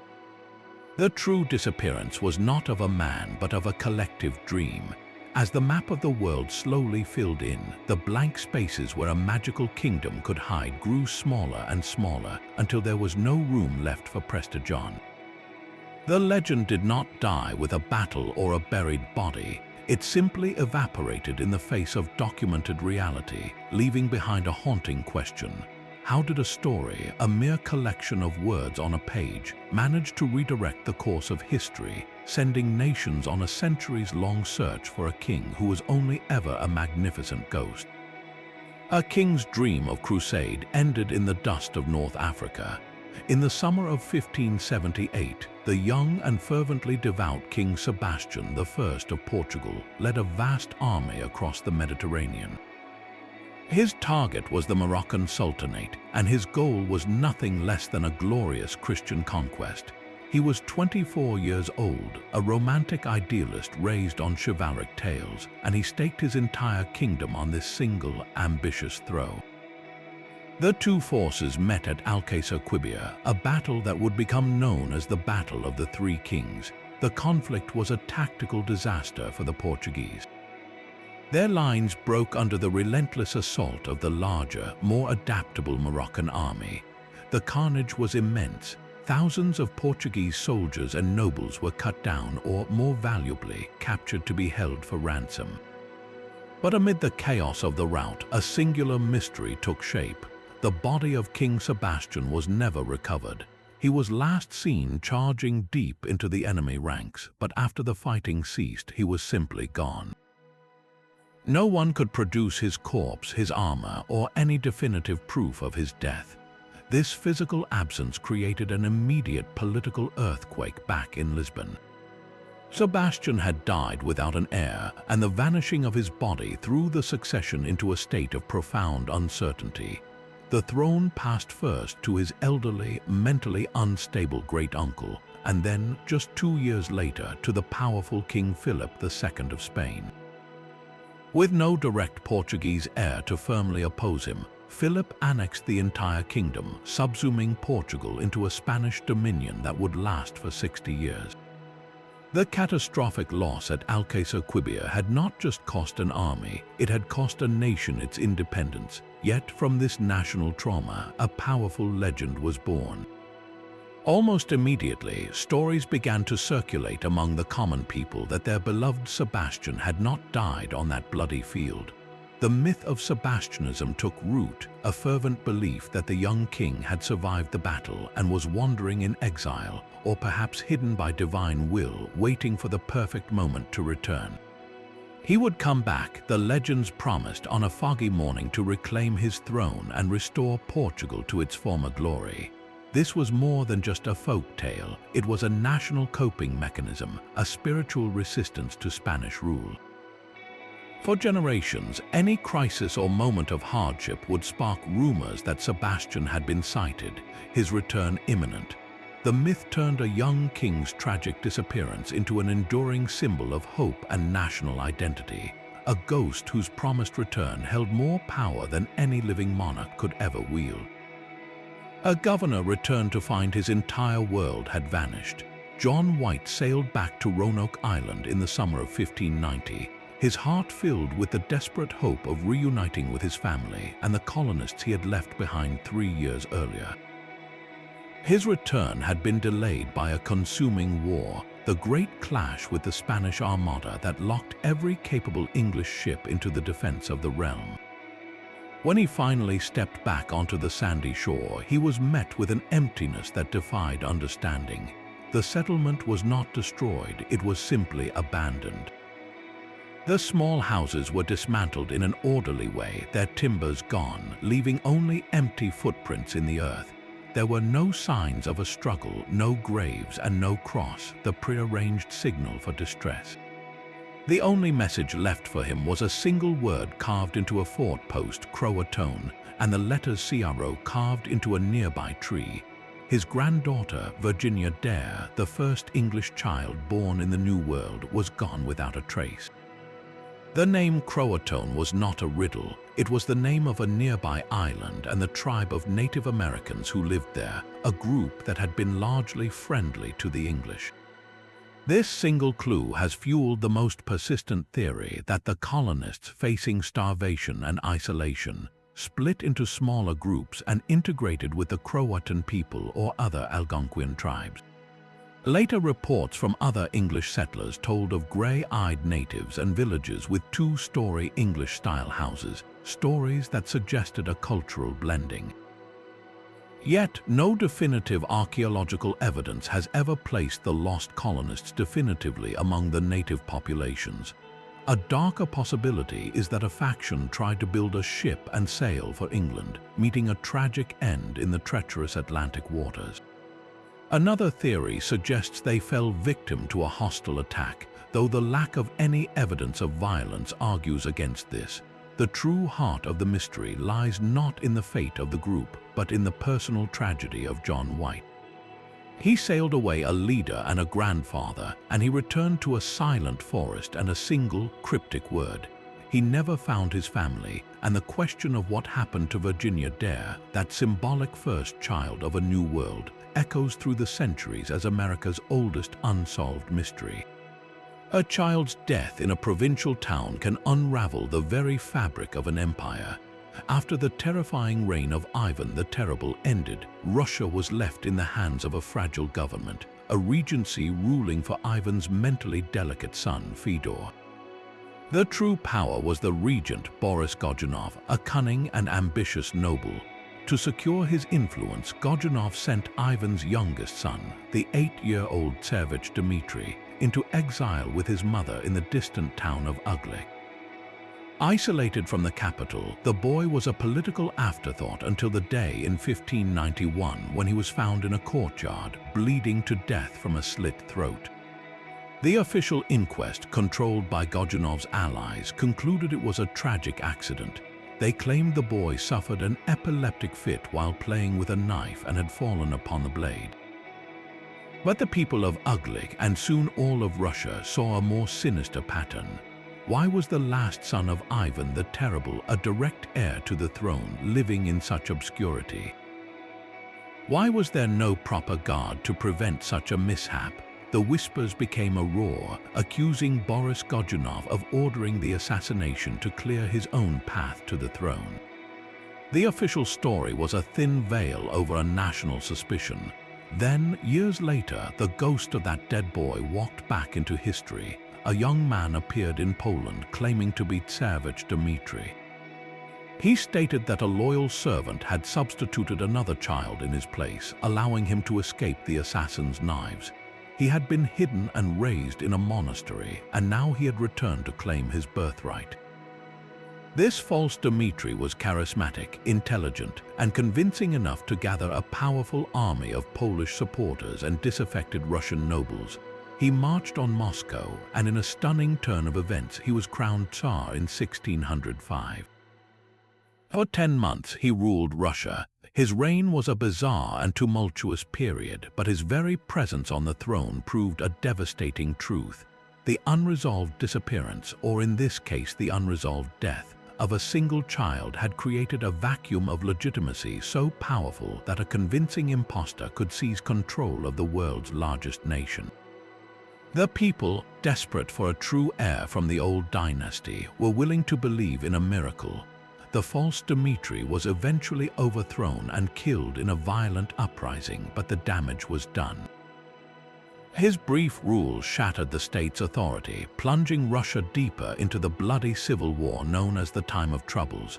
The mystery of the boy in Ugly proved that a lost prince is not just a tragedy, he is a weapon, a story waiting for the right teller to bring an empire to its knees. A child's prison cell became the breeding ground for a legend that would haunt France for generations. The boy known as Louis XVII was just 8 years old when the guillotine claimed his parents, King Louis XVI and Queen Marie Antoinette. He was the living symbol of the monarchy the revolution had sworn to destroy, and he was locked away in the Temple prison, a place of cold stone and fading hope.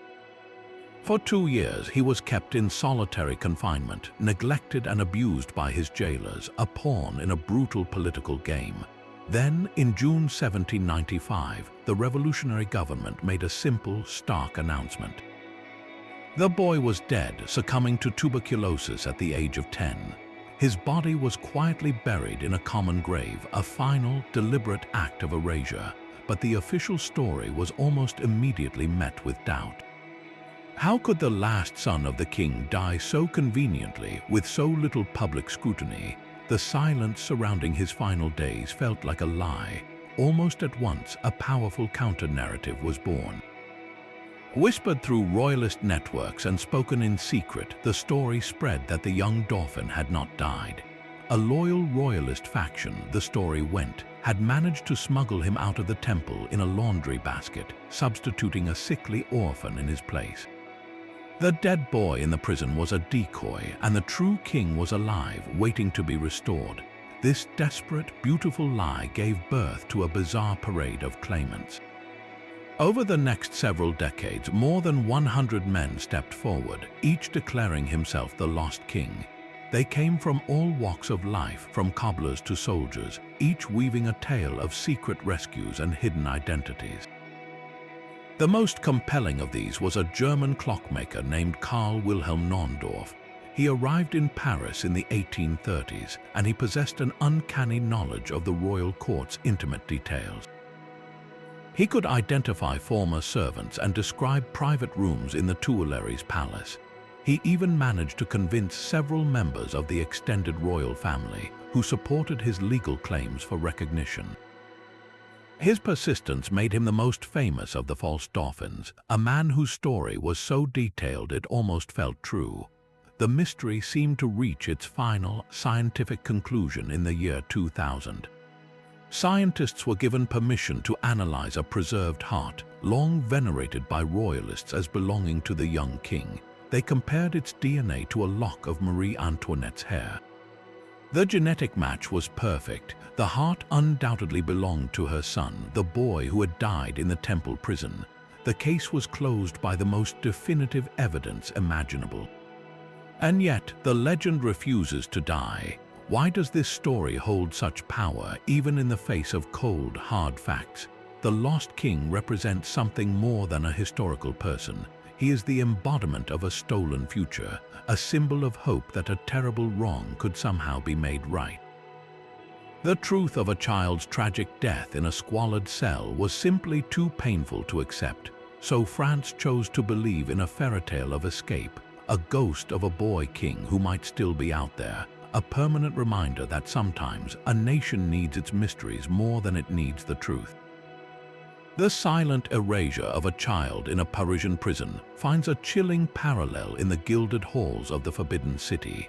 Emperor Qianlong, one of China's longest reigning and most powerful rulers, presided over a vast empire in the 18th century, yet even his immense authority could not control the treacherous currents of succession. He had a clear favorite, a son named Yonglian, whom he designated Crown Prince. This boy was the embodiment of his hopes, a future emperor being groomed for glory. But then tragedy struck. The young crown prince died unexpectedly, a blow that left the emperor and the entire court reeling. In the shadow of this loss, the mystery of another son began to unfold. His name was also Yonglian, the emperor's second-born, a man who now found himself in an impossibly dangerous position. He was the eldest surviving son, a logical candidate for the throne, but the ghost of his deceased brother seemed to haunt his every step. Historical records from this period become a masterclass in omission. Where there should be detailed accounts of a prince's duties, his promotions, and his family, there is only a void. Official court annals, meticulously kept by teams of scribes, simply stop mentioning him. His name is scrubbed from the rolls, his titles are revoked, and his portraits are likely destroyed. He becomes a non-person, a ghost in the imperial ledger. What could he have done to warrant such a complete annihilation? One theory suggests a direct political challenge. Perhaps he formed his own faction at court, gathering ambitious officials who saw him as the true heir. an act of perceived treason that the aging emperor could not tolerate.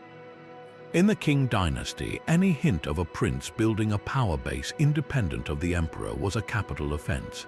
Another, more personal theory posits a grave dishonor. He might have committed some unforgivable breach of protocol or shown disrespect to his father or the memory of his dead brother.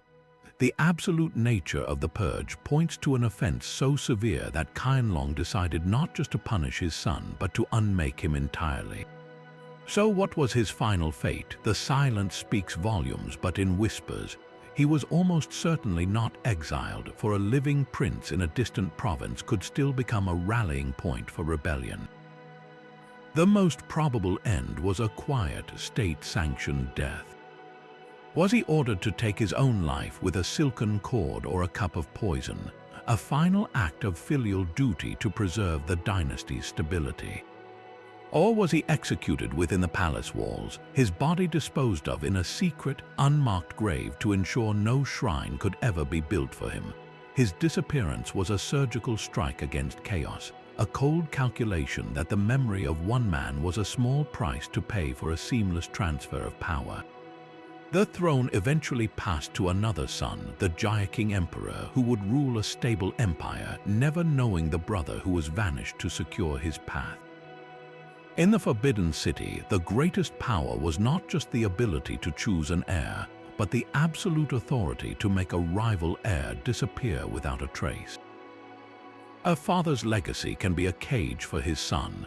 From the moment of his birth in 1811, Napoleon Roman II was declared the King of Rome, an heir to an empire that stretched across Europe. His life was destined for unimaginable power, but history had a different plan. After Napoleon Bonaparte's final defeat and abdication in 1815, the boy was taken from France. He was brought to the glittering, gilded court of his maternal grandfather, the Austrian Emperor Francis I, in Vienna. There, he was stripped of his imperial title and renamed the Duke of Reichstadt, a deliberate attempt to cut him off from his father's world.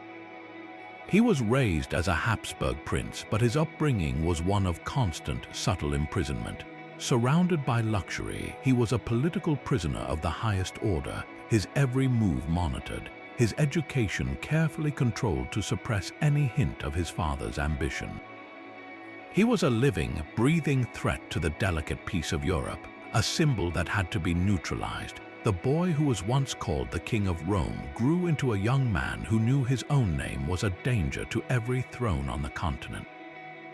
His health was always fragile, and in 1832, at the age of 21, he succumbed to tuberculosis in the Schönbrunn Palace. His death was a quiet relief to the powers that had contained him, the final extinguishing of a direct dynastic flame.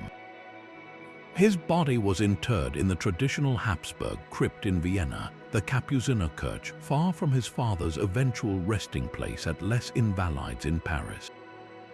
The physical mystery is not where he was buried, but what became of his presence. The Habsburgs did not just hold him captive, they systematically erased his spirit. His likeness was rarely painted, his writings were controlled, his very memory was suppressed to prevent him from becoming a martyr or a symbol for French nationalists. He was a leader who never led, a king without a kingdom, a son who vanished into the shadow of a father he barely knew. His life poses a haunting question about the nature of power. Is it held in a title, in a bloodline, or in the ability to shape your own story? Napoleon II had the first two in abundance, but the third was stolen from him, leaving behind the ghost of an empire that never was.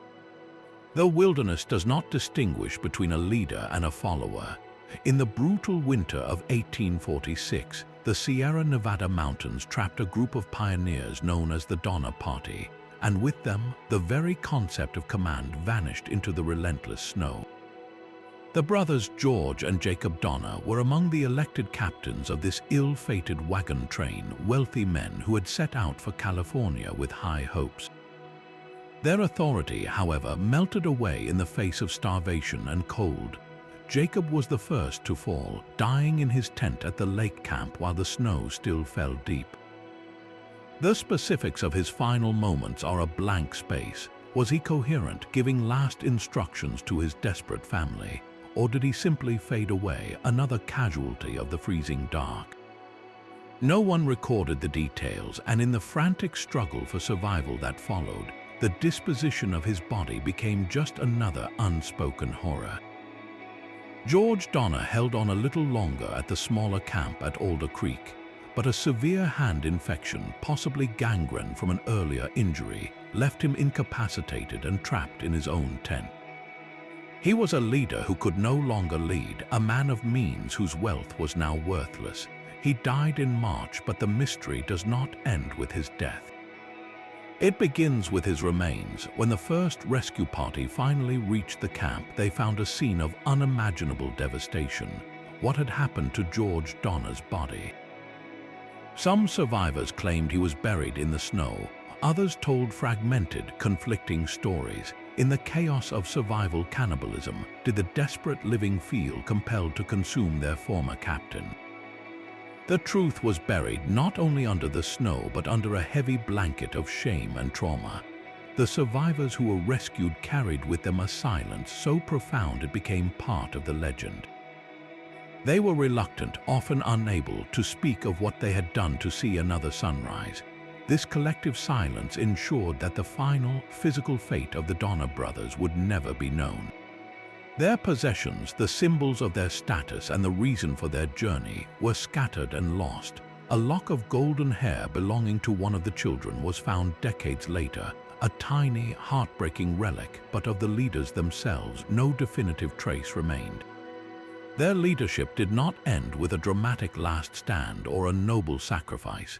It simply dissolved, consumed by the same elemental need that forced families to make impossible choices.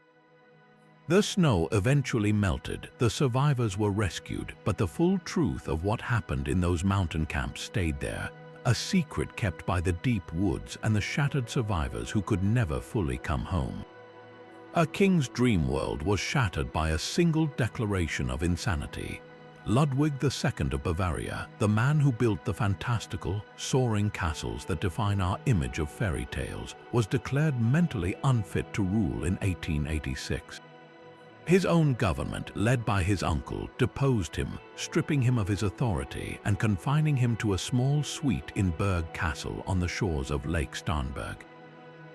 The official report stated that just 3 days later, the king and his psychiatrist, Dr. Bernhard von Gudden, went for an evening walk along the lake. They never returned. Their bodies were found floating in the shallow water a few hours later. The official ruling was suicide, a story that suggested the despondent king had drowned himself and the doctor had died in a futile attempt to save him. But the physical evidence told a very different, far more sinister story. An autopsy revealed a baffling detail. There was no water in Ludwig's lungs. A man who was known to be a powerful, accomplished swimmer had not drowned. The official cause of death was simply listed as an act of God. Dr. Von Gudden's body showed signs of a violent struggle, with bruises and a head wound that could not be explained by a calm suicide.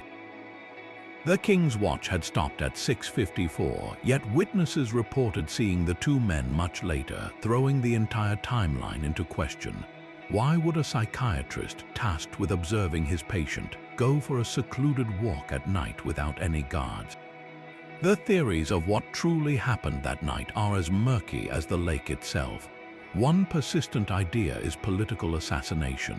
Ludwig's extravagant building projects, like the glorious Neuschwanstein Castle, had nearly bankrupted the state. His romantic disinterest in the political machinations of Prussia made him a liability to ministers who wanted a more pliable ruler. Did his enemies arrange for his murder, staging the scene to look like a tragic suicide? The convenient removal of a troublesome king would solve many problems for the new government.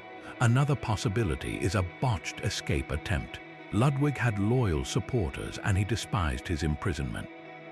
Was there a plan for a boat to meet him on the lake, a scheme to spirit him away to one of his own remote castles? In this version, the doctor discovered the plan. A struggle ensued on the shore or in a boat, and both men ended up dead in the water. Could the king have been knocked unconscious and then placed in the water to drown, explaining the lack of water in his lungs? The romantic aura of the fairy tale king makes the mystery endure. His entire life was a retreat into a world of art and fantasy, a deliberate escape from a political reality he found distasteful. It seems almost fitting, in a tragic way, that his death would become the ultimate escape, a final, unsolvable riddle played out on the dark waters of Lake Starnberg. The official story asks us to believe a great swimmer chose to die by drowning, taking his doctor with him. The evidence and the legend suggest a far more dramatic and unsettling end for a monarch who lived his life as if it were a grand opera. A captured emperor can watch his entire life's work vanish before his eyes. Louis Napoleon Bonaparte, ruling as Napoleon III, was the last monarch of France, a man whose reign began with immense promise and ended in the smoldering ruins of the Franco-Prussian War. His capture at the Battle of Sedan in 1870 was not just a military defeat, it was a political annihilation. The moment he surrendered his sword to the Prussian king, the Second French Empire he had built simply ceased to exist. Back in Paris, the news of his capture sparked an immediate revolution. The empire was declared dead, and the French Third Republic was born in its place, all in a single, swift stroke.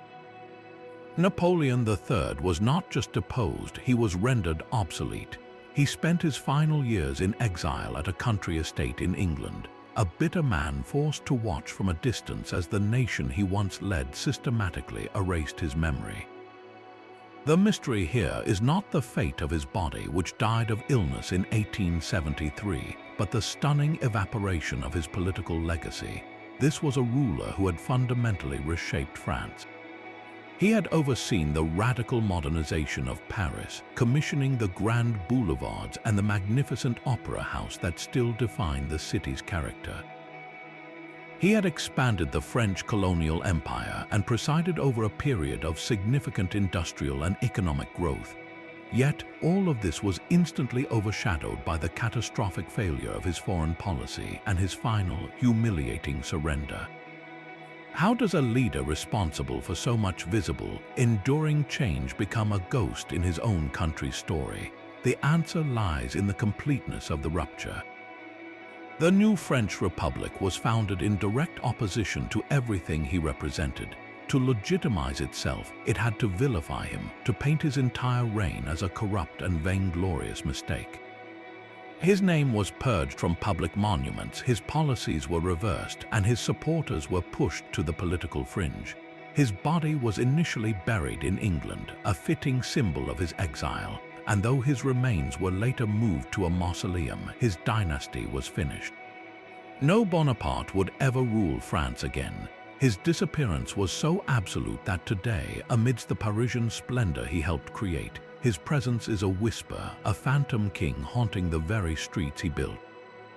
His ultimate legacy was to serve as a permanent cautionary tale about the fragility of power, a reminder that even the most transformative reign can be made to vanish, not by a foreign army, but by the collective will of a people turning the page. A messianic figure can vanish even in the moment of his greatest triumph. In the harsh deserts of Sudan, a religious scholar named Muhammad Ahmad declared himself the Mahdi, the prophesied redeemer of Islam, and ignited a holy war. His followers, the Tsars, saw him as an invincible leader sent by God to purge the land of its corrupt Ottoman and Egyptian rulers. His military successes were stunning, culminating in the brutal siege of Khartoum and the death of the famed British General Charles Gordon in 1885. The Mahdi had forged a new theocratic state, and his power seemed absolute. Then, just 6 months after his most glorious victory, he was dead. The official cause was typhus, a disease that spreads rapidly in crowded, unsanitary conditions, even within a prophet's court. But in the shocked and grieving atmosphere, a persistent whisper took root, the belief that the Mahdi had been poisoned. Could a rival within his inner circle, perhaps even his chosen successor, have arranged his death to seize control? The suddenness of his passing at the very peak of his power made such a theory dangerously plausible. the mystery was immediately compounded by a political decision. The Mahdi's successor, the Caliph Abdullah, understood that the entire state was built around one man's divine claim. To announce his death risked shattering the movement's unity and morale. So he chose a path of deliberate secrecy, keeping the Mahdi's death hidden from the public for a time while he consolidated his own authority. This act of concealment, meant to ensure stability, only deepened the enigma, making the leader's final moments a matter of state secret and speculation. The final chapter of the Mahdi's physical presence was written by his enemies. 13 years later, a British force under General Kitchener defeated the Mahdist state at the Battle of Omdurman. In an act of profound symbolic vengeance, Kitchener ordered the destruction of the Mahdi's grand tomb in Omdurman. His soldiers exhumed the body, severed the head, and threw the remains into the Nile River. This was not mere desecration. It was a calculated attempt to erase the Mahdi from history itself, to scatter his physical form so that no shrine could ever again become a beacon for rebellion. They sought to prove that he was not a divine redeemer, but merely a man whose bones could be cast into the current and forgotten. Yet by trying so hard to make him disappear, they ensured his legend would endure, a ghost in the river that flows through the heart of Sudan. A cynical writer chose the middle of a revolution for his final act. Ambrose Bierce, the sharp-witted American journalist known for his dark satire and the brutal definitions in the Devil's Dictionary, journeyed into Mexico at 71 years old. He was tired of life in the United States and drawn south in 1913 to witness Pancho Villa's uprising firsthand, telling friends he was going to a good place to be shot. His last known letter was sent from the city of Chihuahua, a brief dispatch filled with his usual grim humor. Then, the man who had chronicled so many endings wrote his own by simply stopping. He walked into the chaos of the Mexican Civil War and never walked out. The most straightforward theory is that he met a violent, anonymous end in the fighting. He was last reported heading for the besieged town of Ojinaga, a place that saw a fierce and bloody battle just weeks after his disappearance. It is entirely possible he was caught in the crossfire, his body lost among the countless others, a fate he might have considered grimly appropriate. Another possibility is that his sharp tongue finally betrayed him. Bierce was famously critical and acerbic. Did he offend the wrong revolutionary officer with a cynical remark? Was he executed by Villa's troops as a suspected American spy, his pen mistaken for a weapon? There is no official record of such an order, but in the fog of war, such an event could easily go unrecorded. Given his age and his stated weariness with the world, suicide cannot be ruled out. He may have walked into the desert alone, ensuring his demise would remain as private as his thoughts. Yet the most romantic theory suggests the master of irony engineered the perfect escape. Having spent a lifetime crafting stories, did he stage his own final mystery? Could he have slipped away to South America or Europe, living out his remaining years in anonymous peace, chuckling at the legend he had set in motion? We will likely never know. With no body, no grave, and no conclusive evidence, the disappearance of Ambrose Bierce became his ultimate literary creation, a real-life puzzle that perfectly mirrors the unsettling, open-ended conclusions of his own short stories. He once defined death as a low comedian in a tragedy, but in his own case, he left the stage before the final curtain, leaving the audience to wonder forever what the final line truly was. A family's final portrait was taken in a dusty Siberian courtyard, their faces a mask of quiet endurance. Tsar Nicholas II had abdicated his throne in 1917, ending 3 centuries of Romanov rule, and now he and his family were prisoners of the Bolsheviks, held in a merchant's house in the city of Yekaterinburg. On the night of July 17, 1918, they were woken and told to gather in a basement room, under the pretense that anti-Bolshevik forces were approaching and they needed to be moved for their own safety. Instead, a firing squad entered the room and read a single sentence of condemnation before opening fire. The execution was chaotic and brutal, the bullets ricocheting off jewels the Grand Duchesses had sewn into their corsets. It was over in minutes, but the mystery of the Romanovs was only just beginning. The Soviet government, realizing the political dynamite of slaughtering an entire family, immediately began a campaign of deliberate deception. They announced that Nicholas the Romanov had been shot, but claimed his wife and children had been evacuated to a secure location. This official lie was the seed from which decades of conspiracy theories would grow. The truth was being buried in the nearby Koptyaki forest. The killers, panicked and disorganized, had driven the bodies to an abandoned mine shaft, but the site proved insecure. They returned, moved the remains to a shallower grave, and attempted to destroy the evidence with sulfuric acid and fire. The bones were then doused with water and reburied in a pit under a dirt road, a crude and hurried effort to make 11 people vanish from the earth. This official obfuscation created a vacuum filled with ghosts. For 70 years, the fate of the Romanovs was a global obsession. Had the young Tsarevich Alexei and his sisters somehow survived? The most famous of the impostors was a Polish factory worker named Franziska Szankowska, who, after a suicide attempt, was identified as the Grand Duchess Anastasia. Her story, though riddled with inconsistencies, captivated the world, fueled by the desperate hope that one of the children had escaped the basement. It was not until 1979 that amateur sleuths, working from the memoirs of one of the executioners, located the hidden grave. But with the Soviet Union still firmly in control, they kept their discovery secret for a decade. After the fall of the USSR, the grave was officially exhumed. Forensic scientists from around the world used the most advanced techniques of the time.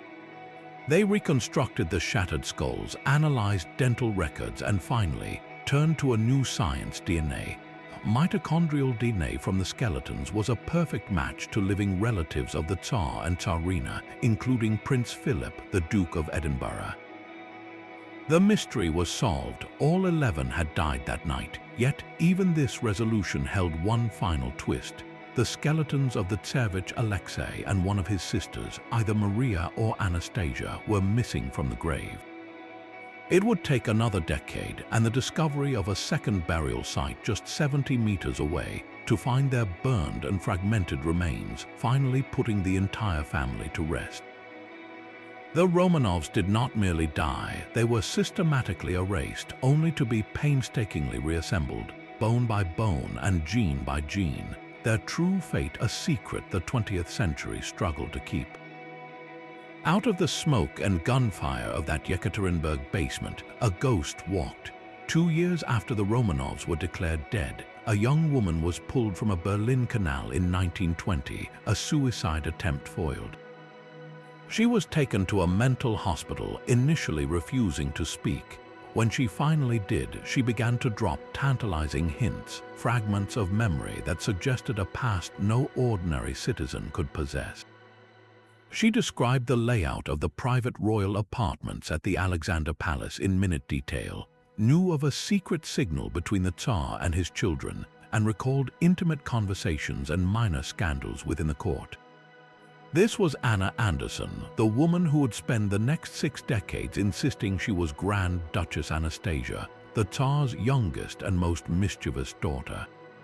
Her emergence was a sensation, a flicker of light in the overwhelming darkness of the Romanov tragedy.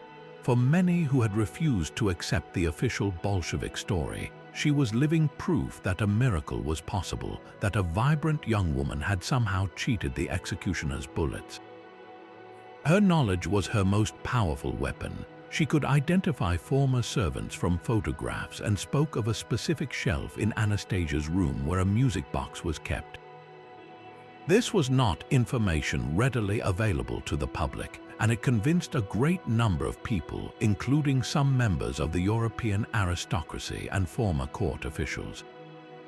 They saw in her mannerisms and her alleged memories the ghost of the girl they had known. Her story, however, was a battleground. Surviving Romanov relatives, particularly the Tsar's mother and sisters, were deeply divided. Some met with her and came away believing, or at least hoping.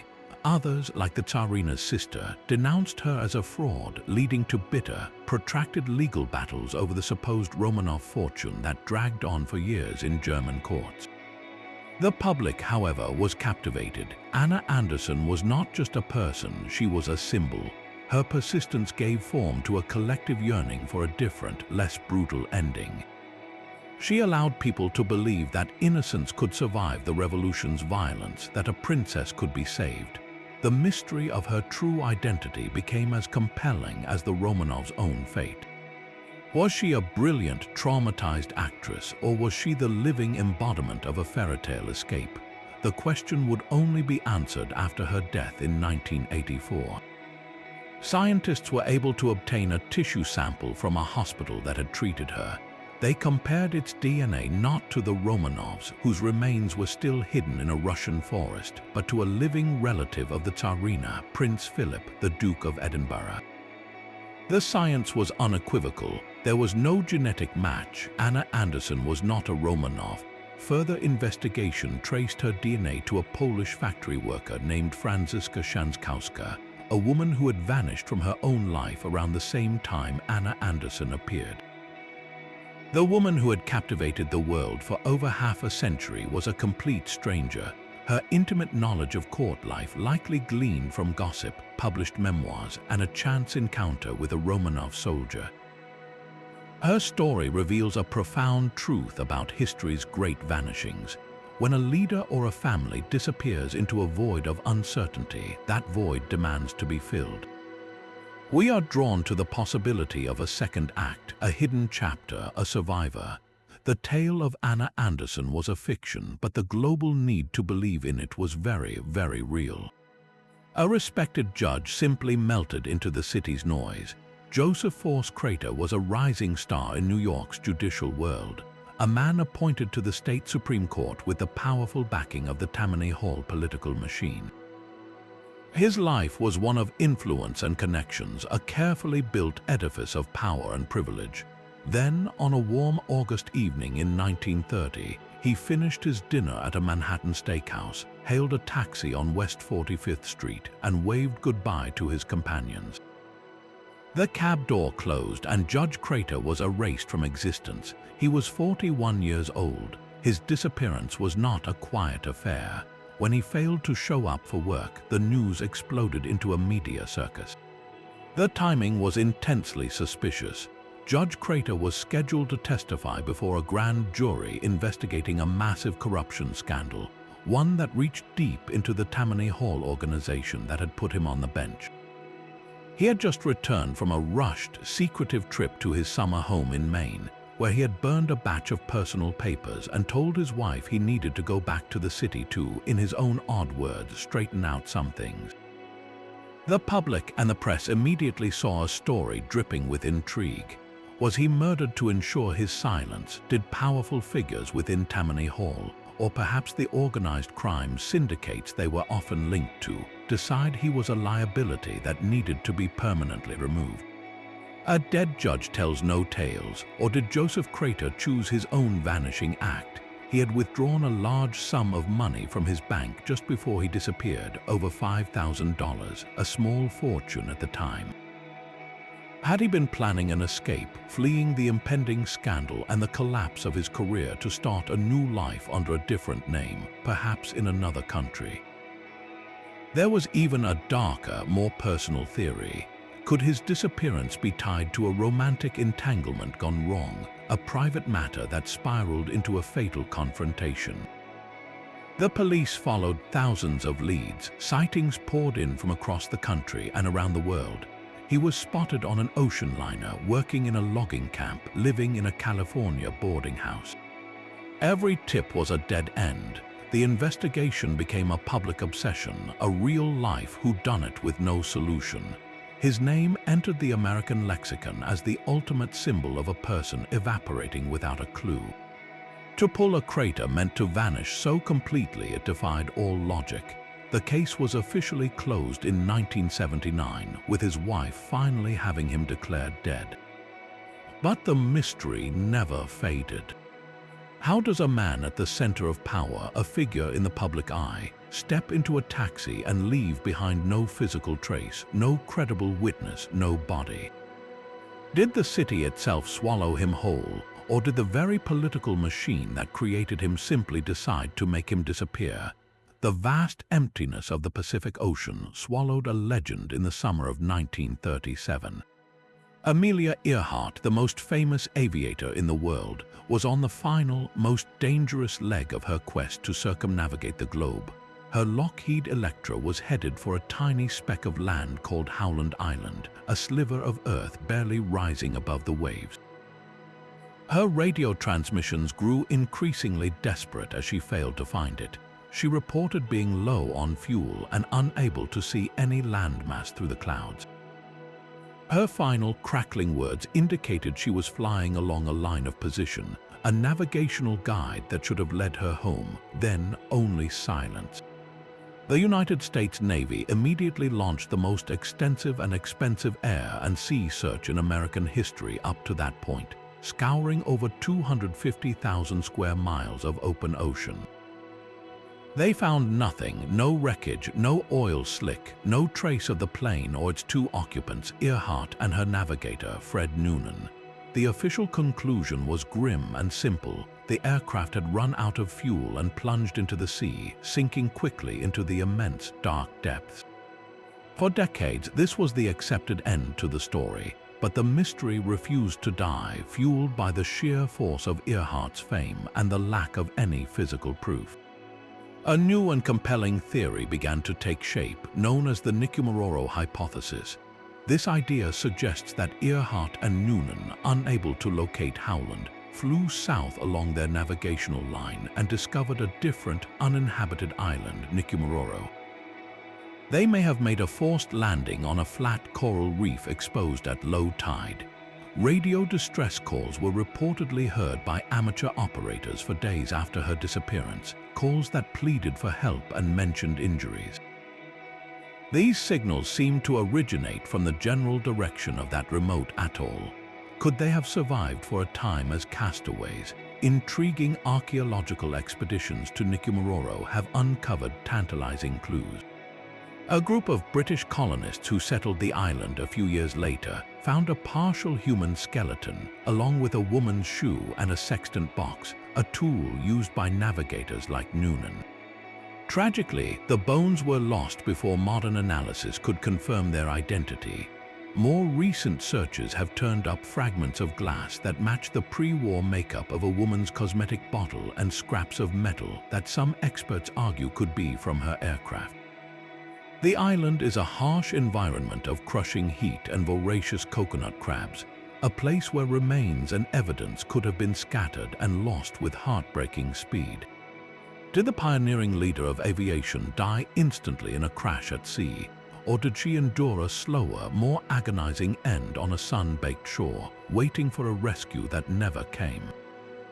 The silence from the Pacific holds its secret tightly, making the fate of Amelia Earhart a blank space on the map that we are still, all these years later, trying to fill. A single man's courage can stand against the machinery of genocide. In the final, desperate months of the Second World War, a young Swedish architect and diplomat named Raoul Wallenberg arrived in Budapest. His mission was not one of politics but of pure humanity, to save as many Hungarian Jews as he could from deportation and death. He issued thousands of protective passports, documents he designed himself, declaring the bearers to be under the protection of neutral Sweden. He established safe houses flying the Swedish flag, creating pockets of sanctuary throughout the city. He even climbed onto the trains bound for the camps, handing his passports through the cattle car doors and demanding the release of their holders, a breathtaking act of defiance in the face of Nazi terror. By the time the Soviet army fought its way into Budapest in January 1945, Wallenberg was personally responsible for saving tens of thousands of lives. He arranged a meeting with Soviet military officials, likely to discuss the protection and provisioning of the people under his care. It was the last time he was seen as a free man. The Soviet authorities detained him along with his Hungarian driver on suspicion of espionage. Raoul Wallenberg, the man who had stared down the SS, simply vanished into the vast and impenetrable Soviet Gulag system. For years, the official Soviet story was a study in cold ambiguity. They first claimed he had died of a heart attack in Lubyanka prison in 1947. Decades later, they altered the narrative, suggesting he had been executed that same year. Yet these official statements were continually contradicted by a chorus of voices from within the prison walls. For decades after his supposed death, former prisoners released from the Gulag reported seeing him alive. A Swedish diplomat was held in a cell next to mine, one would say. I spoke with a man named Wallenberg in a Vladimir prison in 1959, another would testify. These accounts from credible witnesses across different prison complexes painted a picture of a man kept in isolation, moved from one secret facility to another, a ghost in the Soviet penal system. Was he killed shortly after his capture, a victim of bureaucratic paranoia?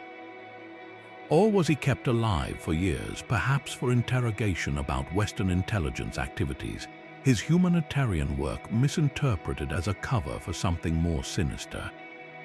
The fate of Raoul Wallenberg became one of the Cold War's most enduring and painful secrets, a man who saved so many from one tyranny only to be consumed by another.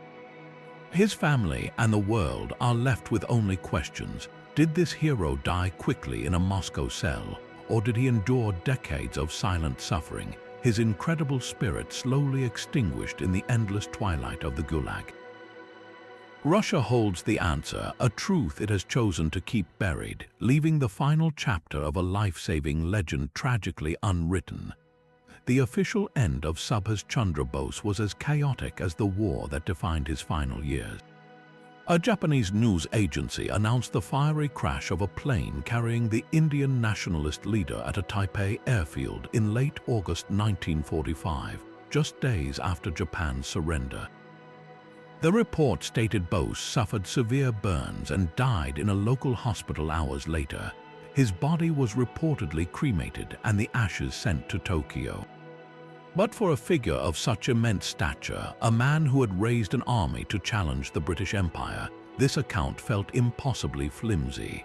There was no independent verification from Allied forces, no clear chain of custody for his remains, and no definitive photographic evidence of his death. The void left by this uncertain report was instantly filled with doubt. How could a titan of the independence movement vanish in such a vague and unverifiable way? The British government, eager to close the book on a formidable enemy, readily accepted the crash story. But in India, the legend of Netaji, or respected leader, refused to die. The mystery became a national obsession, compelling the Indian government to launch not one, but 3 separate official inquiries over the decades. The first, the Shah Nawaz Committee of 1956, concluded that Bose had indeed perished in the Taipei crash. Yet its findings were immediately challenged, riddled with inconsistencies in witness testimony and a reliance on reports from the very Japanese authorities whose credibility was in question at the war's end. Public pressure forced a second investigation, the Khosla Commission of the 1970s, which echoed the first, affirming the plane crash narrative. But its work was criticized as superficial, failing to pursue numerous leads about Bose's potential survival. The doubt had become institutional. Finally, in the late 1990s, the Indian government appointed a one-man commission of inquiry led by Justice Manoj Kumar Mukherjee. This would become the most exhaustive investigation yet, spanning several years and traveling to multiple countries. The Mukherjee Commission's conclusion, delivered in 2005, was a bombshell. It officially rejected the plane crash theory, stating that the evidence for it was not credible. The commission found no record of such a crash at the Taipei airfield on that specific date, and no documentation of Bose's treatment or cremation at the alleged hospital. The official story, upheld for half a century, was formally dismantled. So if he did not die in Taiwan, where did Netaji go? The theories are as numerous as they are compelling. One persistent belief is that he survived the crash and was taken into Soviet custody. Having allied with the Axis to fight the British, he would have been a prized political asset for Stalin in the unfolding Cold War. Did he live out his days in a secluded dacha, a secret guest of the Soviets? Another, more spiritual theory suggests he faked his death to escape the political turmoil and retreated to the life of a Hindu ascetic, a sadhu known as Gumnami Baba, or the anonymous saint, who lived in Uttar Pradesh under a veil of secrecy until the 1980s. Followers of this belief point to the sadhu's striking physical resemblance to Bose, his sophisticated knowledge of world affairs, and his possession of personal effects that seem to link him to the missing leader. The Indian government has repeatedly dismissed these claims, but the public fascination endures. The mystery of Subhas Chandra Bose is more than a historical whodunit. It is a raw nerve in the nation's psyche. It represents an alternative path for modern India, a road not taken, and the unsettling possibility that the man who dreamed of a different future simply walked away from the one that came to be. The same English Channel that carried the ships of liberation also swallowed one of America's most beloved sounds. Glenn Miller, the bandleader whose music defined an era, was a man on a mission in December 1944. As a captain in the United States Army Air Forces, he was not just a musician, he was a vital morale booster for the troops. His plane, a single-engine UC-64 Norseman, took off from an airfield in England on a foggy, cold day, bound for Paris, where he was scheduled to perform a Christmas concert for soldiers who had just fought through the hell of the Normandy campaign. He never arrived. The official investigation pointed to the brutal winter conditions, suggesting the small aircraft succumbed to icing, engine failure, or simply got lost in the thick cloud cover and crashed into the unforgiving grey waters. Another, more haunting possibility emerged from the military's own operations. That same afternoon, a large formation of Royal Air Force bombers, returning from an aborted mission over Germany, jettisoned their explosive payloads into the channel to make a safer landing. Could Miller's tiny plane have been flying directly beneath that deadly rain? No distress call was ever received, and no trace of the aircraft or its 3 occupants was ever found. This absolute lack of physical evidence, this clean vanishing, left a void that was quickly filled with wilder stories. Decades later, a sensational theory surfaced claiming Miller never even boarded that flight. This alternate story, promoted by a former Royal Air Force navigator in the 1990s, alleged that the bandleader had actually died of a heart attack in a Paris brothel days earlier. According to this tale, a panicked military command, fearing a catastrophic scandal that would shatter morale, staged the plane disappearance as a heroic cover-up. While this makes for a dramatic conspiracy, it is almost universally dismissed by historians. There are no credible documents, no witness testimonies from the time, and it relies on a chain of improbable events and secrecy that would have been nearly impossible to maintain in the chaotic final months of the war. The truth is likely far more mundane and far more tragic. Glenn Miller was a victim of the very conflict he sought to ease with his music. The real mystery is not one of scandal but of silence. One day he was there, a man whose melodies provided a soundtrack for hope and home, and the next he was simply gone, leaving behind a silence more profound than any his orchestra could ever fill. The most dangerous disappearance is one that happens entirely inside the mind. James Jesus Angleton, the CIA's master of counterintelligence, was a man who saw shadows as substance. For him, trust was a vulnerability, and every success could be a carefully laid trap. This worldview hardened into an unshakable conviction in the early 1960s, fueled by the defections of 2 Soviet intelligence officers. These men, Anatoly Golitsyn and Yuri Nosenko, brought with them a toxic mix of truth and lies, each claiming a high-level Soviet agent, codenamed Sasha, had burrowed deep into the heart of the CIA. Angleton chose to believe the most alarming version of this story, and his hunt for the phantom mole began. This was not a search for a missing body, but for a ghost, an invisible leader directing operations from within the agency's own ranks. The hunt for Sasha warped into a self-inflicted purge. Angleton and his loyalists in the CIA's infamous mole hunting unit, the Special Investigations Group, began viewing every colleague with corrosive suspicion. They dissected careers, searching for postings in the right cities at the wrong times, or friendships that seemed a little too convenient.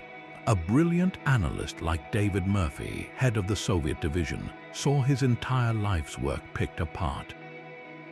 Case officers who had risked their lives found their loyalty questioned based on circumstantial threads and paranoid theories. The atmosphere inside Langley became one of suffocating fear, where collaboration felt like conspiracy and innovation was seen as a potential security breach. The agency's core mission of gathering intelligence was slowly paralyzed, its energy diverted inward in a frantic search for a traitor who, in the form Angleton feared, almost certainly did not exist. The great mystery of the Angleton years is not who Sasha was, but why the search became so destructive. The answer lies in the very nature of the KGB's game. They were masters of deception, and feeding false leads about a non-existent mole was a brilliant, cost-free strategy. It turned the CIA against itself, wasting countless hours and shattering morale, all without firing a single shot. The true disappearance was one of perspective and rational judgment, a collective lapse where the fear of a hidden leader became more real than the leader himself. Angleton's phantom haunted the corridors of American intelligence for nearly 2 decades, a ghost that crippled an agency from the inside out and proved that the most effective enemy is sometimes just a well-told story. The ocean refused to give up its secret. On a summer afternoon in December 1967, the Australian Prime Minister Harold Holt went for a swim. Cheviot Beach was known for its dangerous rip currents and rough surf, but Holt was a strong, confident swimmer who knew the waters well. He waded into the churning waves, and within moments he was gone. Witnesses on the shore saw him disappear beneath the swells, and he never resurfaced. The response was immediate and immense, one of the largest search operations in Australian history. Navy ships scoured the coastline, helicopters buzzed overhead, and teams of divers braved the treacherous underwater currents. They searched for days but found nothing. No body, no swimming trunks, not a single personal effect. The Prime Minister of Australia had been erased by the sea. An official inquest later concluded that Holt had drowned, a tragic accident witnessed by his own friends. Yet, the utter lack of physical evidence made that simple verdict difficult for many to accept. How could a world leader vanish so completely? The void of information became a breeding ground for wild speculation. One persistent theory claimed Holt was a deep-cover agent for the Chinese Communist Party, and that a waiting submarine had plucked him from the water to spirit him away to Beijing. Others whispered of a carefully staged suicide, or that he had faked his own death to escape the pressures of public life and run away with his mistress. These stories, however outlandish, were symptoms of a national psyche struggling to process an inexplicable event. The most tangible legacy of his disappearance was not a conspiracy, but a change in law. The shocking incident revealed a gap in the nation's constitution. There were no clear rules for what happened if a prime minister simply vanished. Parliament swiftly passed the Prime Minister Act, ensuring that if a leader were ever missing, presumed dead, a new one could be appointed without delay. Harold Holt's physical absence forced a nation to prepare for a void it never imagined could exist, a ghost forever shaping the machinery of government. The sky that had been his gateway to immortality became the site of his final, unexplained descent. Yuri Gagarin, the first human to journey into outer space, a global hero whose smile symbolized Soviet triumph, died in a seemingly ordinary training flight on a cold March morning in 1968. He and his experienced flight instructor, Vladimir Seryozhin, were piloting a MiG-15 fighter jet when it plummeted into a forest near the town of Kerjach. The crash was instant, leaving a scene of devastating wreckage and 2 national heroes dead. This should have been a straightforward, if tragic, accident investigation. But in the Soviet Union, nothing involving a figure of such immense propaganda value was ever straightforward. The official state investigation was immediately classified as top secret, its findings locked away from the public and from Gagarin's own family. This wall of silence did not just hide the truth, it actively constructed a new mystery, one that has fueled debate for over half a century. How could the most carefully monitored pilot in the world, a man who had orbited the Earth, die on a routine training run? One prominent theory points to a catastrophic chain of errors on the ground. Some investigators believe air traffic control mistakenly cleared the MiG to descend through a thick cloud layer, unaware that the airspace was already occupied by another, much larger aircraft, possibly a Su-15 jet fighter. According to this scenario, Gagarin's smaller plane was caught in the larger jet's violent wake turbulence, a swirling vortex of air that can flip a smaller craft out of control in seconds. This would explain the sudden, unrecoverable spin. Another explanation involves a simple, brutal act of nature, a bird strike that shattered the cockpit canopy or disabled the flight controls, giving the pilots no time to react. Yet another theory suggests Gagarin had to take evasive action to avoid a weather balloon, a maneuver that put the jet into an unrecoverable dive. Then there is the most politically charged rumor, one that the Soviet authorities were particularly desperate to suppress, the suggestion that Yuri Gagarin was drunk. This story claims he and Suryodin had been celebrating the night before and were still intoxicated during the flight, a narrative of human frailty that directly contradicted the state's image of the perfect, disciplined cosmonaut. While this theory has been widely dismissed by those who knew Gagarin's professional character, its very existence highlights the vacuum of official information that allowed such speculation to flourish. The truth is likely a combination of bureaucratic failure and tragic chance. A declassified report from 2003 suggested the most probable cause was an abrupt maneuver to avoid a foreign object, like that weather balloon, compounded by a misjudgment of their altitude in poor weather. But even this is not a definitive answer. The Soviet system's obsession with secrecy ensured that the fate of its greatest hero would remain a puzzle, a final, earthly enigma for the man who had solved the greatest mystery of all by venturing into the void and returning safely. We are left to wonder if the first man in space was ultimately betrayed not by the cosmos, but by the very system that launched him toward the stars. A ship adrift tells no tales, but the state of the Mary Celeste screamed of one, discovered by another vessel in the Atlantic on December 5, 1872. The merchant brig was a ghost in every sense of the word. She was seaworthy, her sails partially set, and her hull was sound. Below deck, the captain's personal belongings were still in his cabin, his watch and pipe left behind as if he had just stepped out. In the galley, the crew's breakfast dishes remained unwashed. The cargo, over 1,700 barrels of industrial alcohol, was almost entirely intact and secure. Yet the lifeboat was gone, and not a single soul was aboard. Captain Benjamin Briggs, his wife, his 2-year-old daughter, and the entire crew of 7 had vanished from the face of the ocean. The ship's log offered no final clue, its last entry utterly routine, written 10 days before she was found. This was not a scene of destruction, but of abandonment. Why would an experienced captain and his crew willingly leave a perfectly sound vessel in the middle of the sea?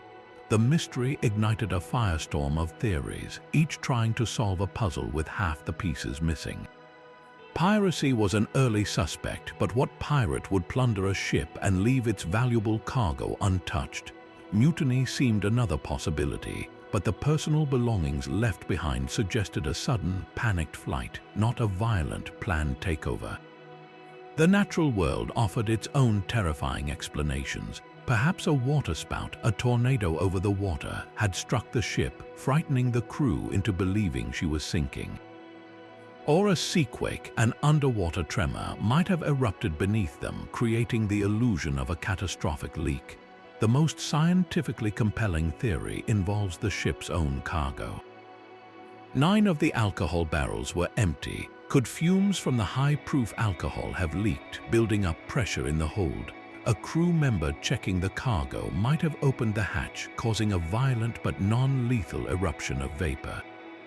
Seeing this and fearing a massive explosion was imminent, Captain Briggs might have given the order to abandon ship with frantic haste.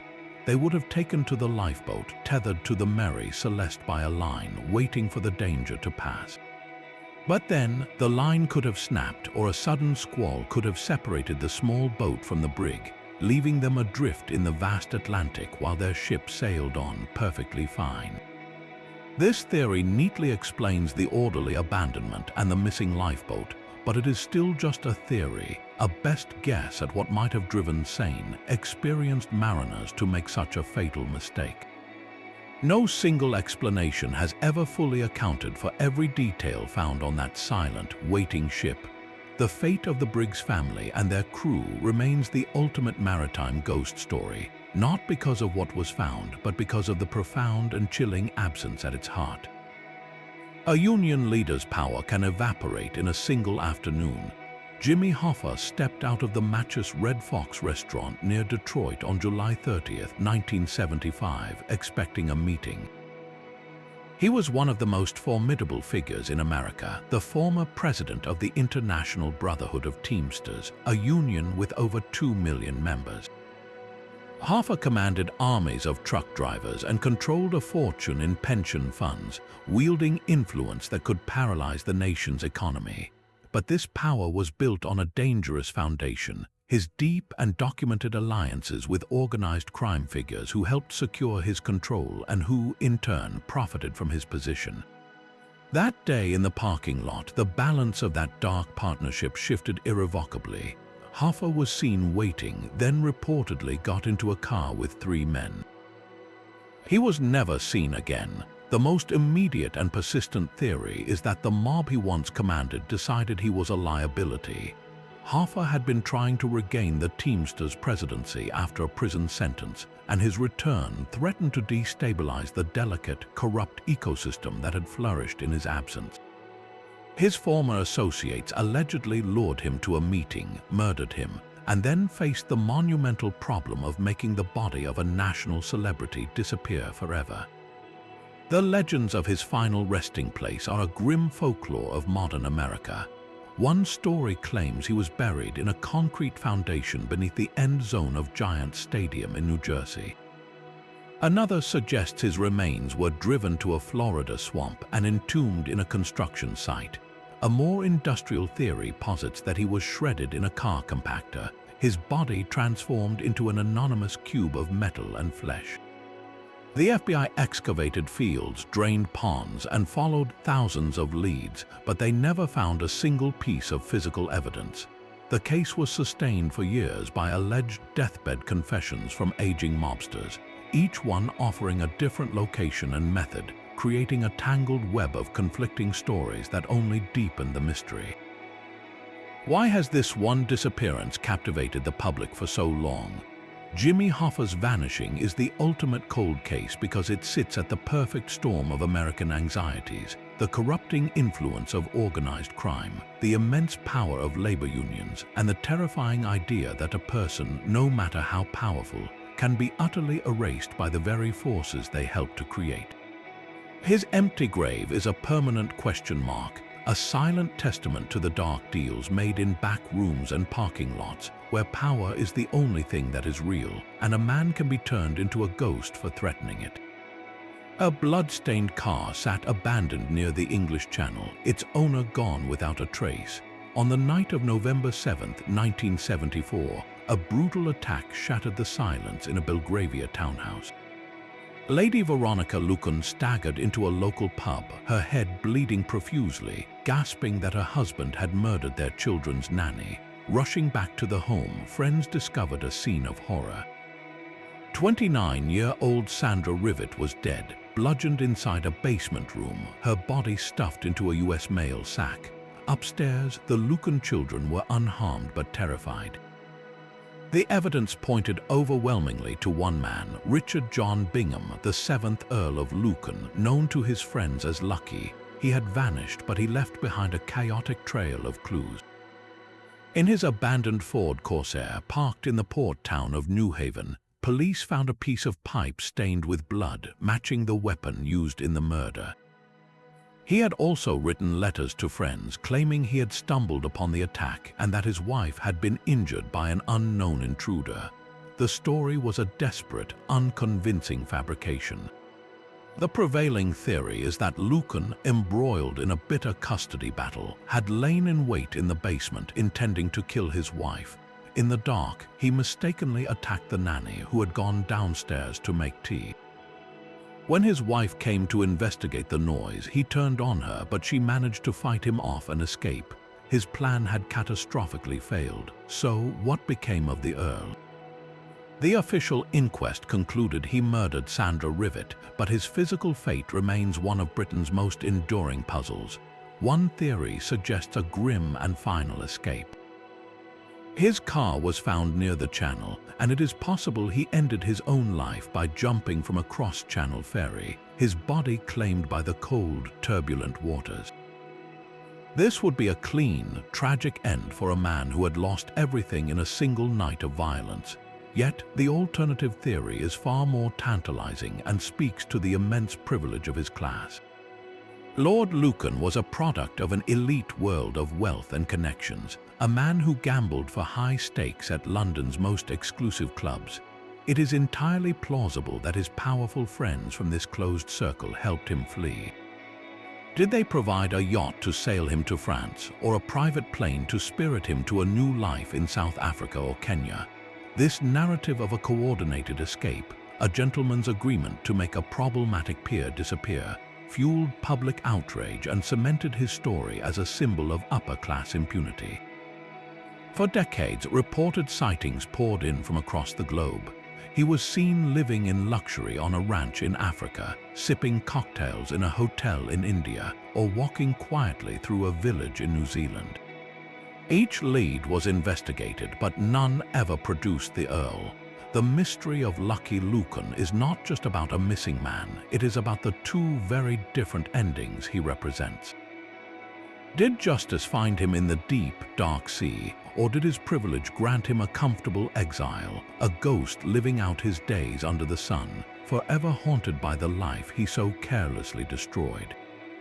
A single bus ride home ended in a silence that has lasted for generations. In the small industrial town of Coatbridge, Scotland, in February 1957, 11-year-old Moira Anderson was a bright and beloved presence, known for her beautiful singing voice that filled the local church. She was a natural leader among her friends, a girl with a future that seemed as clear and promising as her notes. One afternoon, she boarded a bus to run an errand for her grandmother. Witnesses saw her on that bus, and then she was gone, vanishing from her seat into the cold winter air. The initial search was frantic and immense, quickly growing into one of the largest missing person investigations in Scottish history. Rivers were dragged, mineshafts were probed, and thousands of flyers were distributed, but not a single trace of the young girl was ever found. The investigation soon narrowed its focus onto the man behind the wheel of that bus, Alexander Garchaw. He was a known figure in the community, but police discovered a far darker side, a history of convictions for child abuse. He was questioned intensively, but without a body or any forensic evidence, there was simply not enough to hold him. He was released, the cloud of suspicion hanging over him, but the hand of the law unable to touch him. Then, the mystery deepened in the most chilling way possible. Alexander Garchaw himself disappeared, becoming a second vanishing act tied to the same tragic story. For decades, he was a ghost, the prime suspect who had simply walked away. It was not until 2006, almost 50 years after Moira vanished, that his fate was discovered. His skeletal remains were found in the River Clyde, a grim and belated answer to one part of the puzzle. But with his death, any chance of learning the truth died as well. He took whatever secrets he held about that February afternoon to his grave, leaving behind only an agonizing void for Moira's family. How does a community recover when both the victim and the only suspect disappear, leaving a wound that can never fully heal? The silence of a rock star can be as loud as any song. On the 1st of February 1995, Richie Edwards, the intense and intellectually sharp guitarist for the Welsh band Manic Street Preachers, was supposed to travel to the United States for a promotional tour. Instead, he checked out of his London hotel and drove away from his life. 2 weeks later, his abandoned Vauxhall Cavalier was discovered in a service station parking lot near the Severn Bridge, a structure tragically famous as a site for suicides. The car sat there, a metal question mark with no sign of its owner. For his bandmates, his family, and his legion of fans, this was the beginning of an endless wait. Edwards was a figure who wore his anguish on his sleeve, his lyrics a raw dissection of political and personal despair. He was known for his profound depression and had a documented history of self-harm, including a deeply unsettling incident where he carved the words "for real" into his own arm with a razor blade in front of a journalist to prove his artistic sincerity. Given this history and the location of his car, the most logical conclusion was a tragic final act, a leap from the bridge into the cold, tidal waters of the Severn estuary. Yet the absolute absence of a body refused to let the story end there. How could someone so famous, so scrutinized, vanish so completely from the modern world? This void became a canvas for other, more hopeful theories. For years, fans reported sightings of a man matching his gaunt, distinctive appearance in remote places like the Spanish island of Lanzarote or in Indian ashrams. The idea that he had simply walked away from the pressures of fame, shedding his identity to find peace in anonymity, held a powerful romantic appeal. It transformed a potential tragedy into a story of escape. Another, more niche theory suggested his disappearance was his ultimate work of art, a final, brutal piece of performance art that commented on the commodification of the artist and the nature of celebrity. He had, after all, always blurred the lines between his life and his provocative lyrics. The official closure came in November 2008 when he was declared presumed dead. But a legal status cannot extinguish a mystery of this magnitude. The case of Richie Edwards remains a haunting echo in the world of music, a painful reminder that sometimes the most eloquent statements are not made with words or music, but with a profound and lasting silence. The modern world watched in disbelief as a passenger jet simply faded from radar screens. Malaysia Airlines Flight 370, a routine flight from Kuala Lumpur to Beijing, vanished on March 8, 2014, with 239 souls on board. This was not a disappearance in some remote ancient era, but in the 21st century, an age of constant digital surveillance and instant global communication. The initial search spanned vast stretches of the Indian Ocean, an area so immense and deep it defied comprehension, yet it yielded only a few scattered pieces of debris. The main fuselage, the black boxes, and the overwhelming majority of the wreckage have never been found. This profound physical absence, this lack of a definitive crash site, created a vacuum of understanding, and into that void rushed a torrent of speculation, much of it swirling around a small group of passengers. 20 of the people on that flight were employees of Freescale Semiconductor, an American technology firm with significant interests in advanced aviation systems and secure communications. These individuals were not random tourists, they were highly skilled engineers and technicians. Their collective presence on a single flight seemed to some to be more than a coincidence. Conspiracy theorists quickly seized upon the company's patents, suggesting that the technology they were developing was so sensitive that a foreign power or a rival corporation would have a motive to ensure the plane and its human cargo never reached their destination. Was this an act of industrial espionage that spiraled into mass murder? The official investigation, after years of painstaking analysis, concluded that the most likely scenario was a deliberate act by one of the pilots, a controlled ditching into the remote southern Indian Ocean. This theory, while supported by flight path data, does little to quell the whispers. How could one person orchestrate such a perfect vanishing act in a world bristling with satellites and military sensors? The unanswered questions transform a tragic aviation disaster into a sprawling geopolitical enigma, a puzzle where the key pieces are not just scattered across an ocean floor, but hidden within the shadowy realms of international intrigue and technological secrecy. We are left to wonder if the true story of Flight 370 is not just about a lost airplane, but about the specific knowledge that was lost with it. A leader's final moments often vanish in the fog of war. From the fall of Babylon to the storming of the Winter Palace, history's greatest upheavals provide the perfect camouflage for a targeted disappearance. In the brutal calculus of a coup or a revolution, a public trial or a formal execution can create a martyr, a symbol for the opposition to rally around. But a quiet vanishing act, a simple erasure, leaves behind only a void and a question mark. It is a cleaner, more insidious solution for those seizing power, a way to neutralize a rival without granting them a dramatic, unifying end. This pattern of state-sponsored obscurity stretches from the Romanovs, whose fate was deliberately lied about for years, to Raoul Wallenberg, swallowed by the Soviet Gulag system and denied even the dignity of a confirmed death. In these cases, the government itself becomes the author of the mystery, actively working to bury the truth under layers of official silence and contradictory statements. But into that manufactured void, something else always grows. A people's refusal to accept a grim reality can be a powerful act of defiance.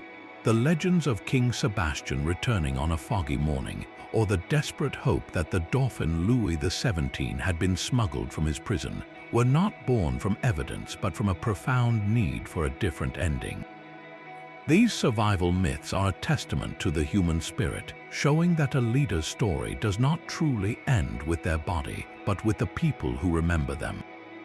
The mystery itself becomes a form of power, a ghost that can haunt a regime for generations, long after any official verdict has been forgotten. From the silent desert tombs of Egypt to the cold waters of the English Channel, the thread of these 50 vanishings weaves a tapestry of history's most haunting silences.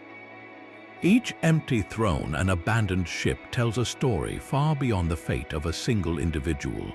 They expose the shocking fragility of power, reminding us that the mightiest ruler can be undone by a single knife in the dark, a sudden storm, or the quiet conspiracy of a rival. These are the dark corners where the historical record breaks down, where official stories are crafted to hide uncomfortable truths, and where the line between fact and legend blurs into obscurity. In that void, something profoundly human emerges, our relentless need for answers. We fill the silence with legends of returning kings, with tales of miraculous escapes, and with the stubborn hope that a lost child might still be found. These mysteries are not just puzzles from the past, they are mirrors reflecting our own fears about mortality, justice, and the unsettling knowledge that a life's work can be erased in a moment. Every disappearance created a vacuum that altered the destiny of nations, sparked rebellions, and gave birth to myths that endure for centuries. The story does not end here, for these enigmas belong to all of us. Which of these 50 mysteries captured your imagination most deeply? Do you believe the lost Roman legion found a home in China, or that a king's body still lies hidden in an English parking lot? Share your own theories and the story that you find most compelling in the comments below. If you enjoyed this journey into history's greatest enigmas, please like the video and subscribe for more investigations into the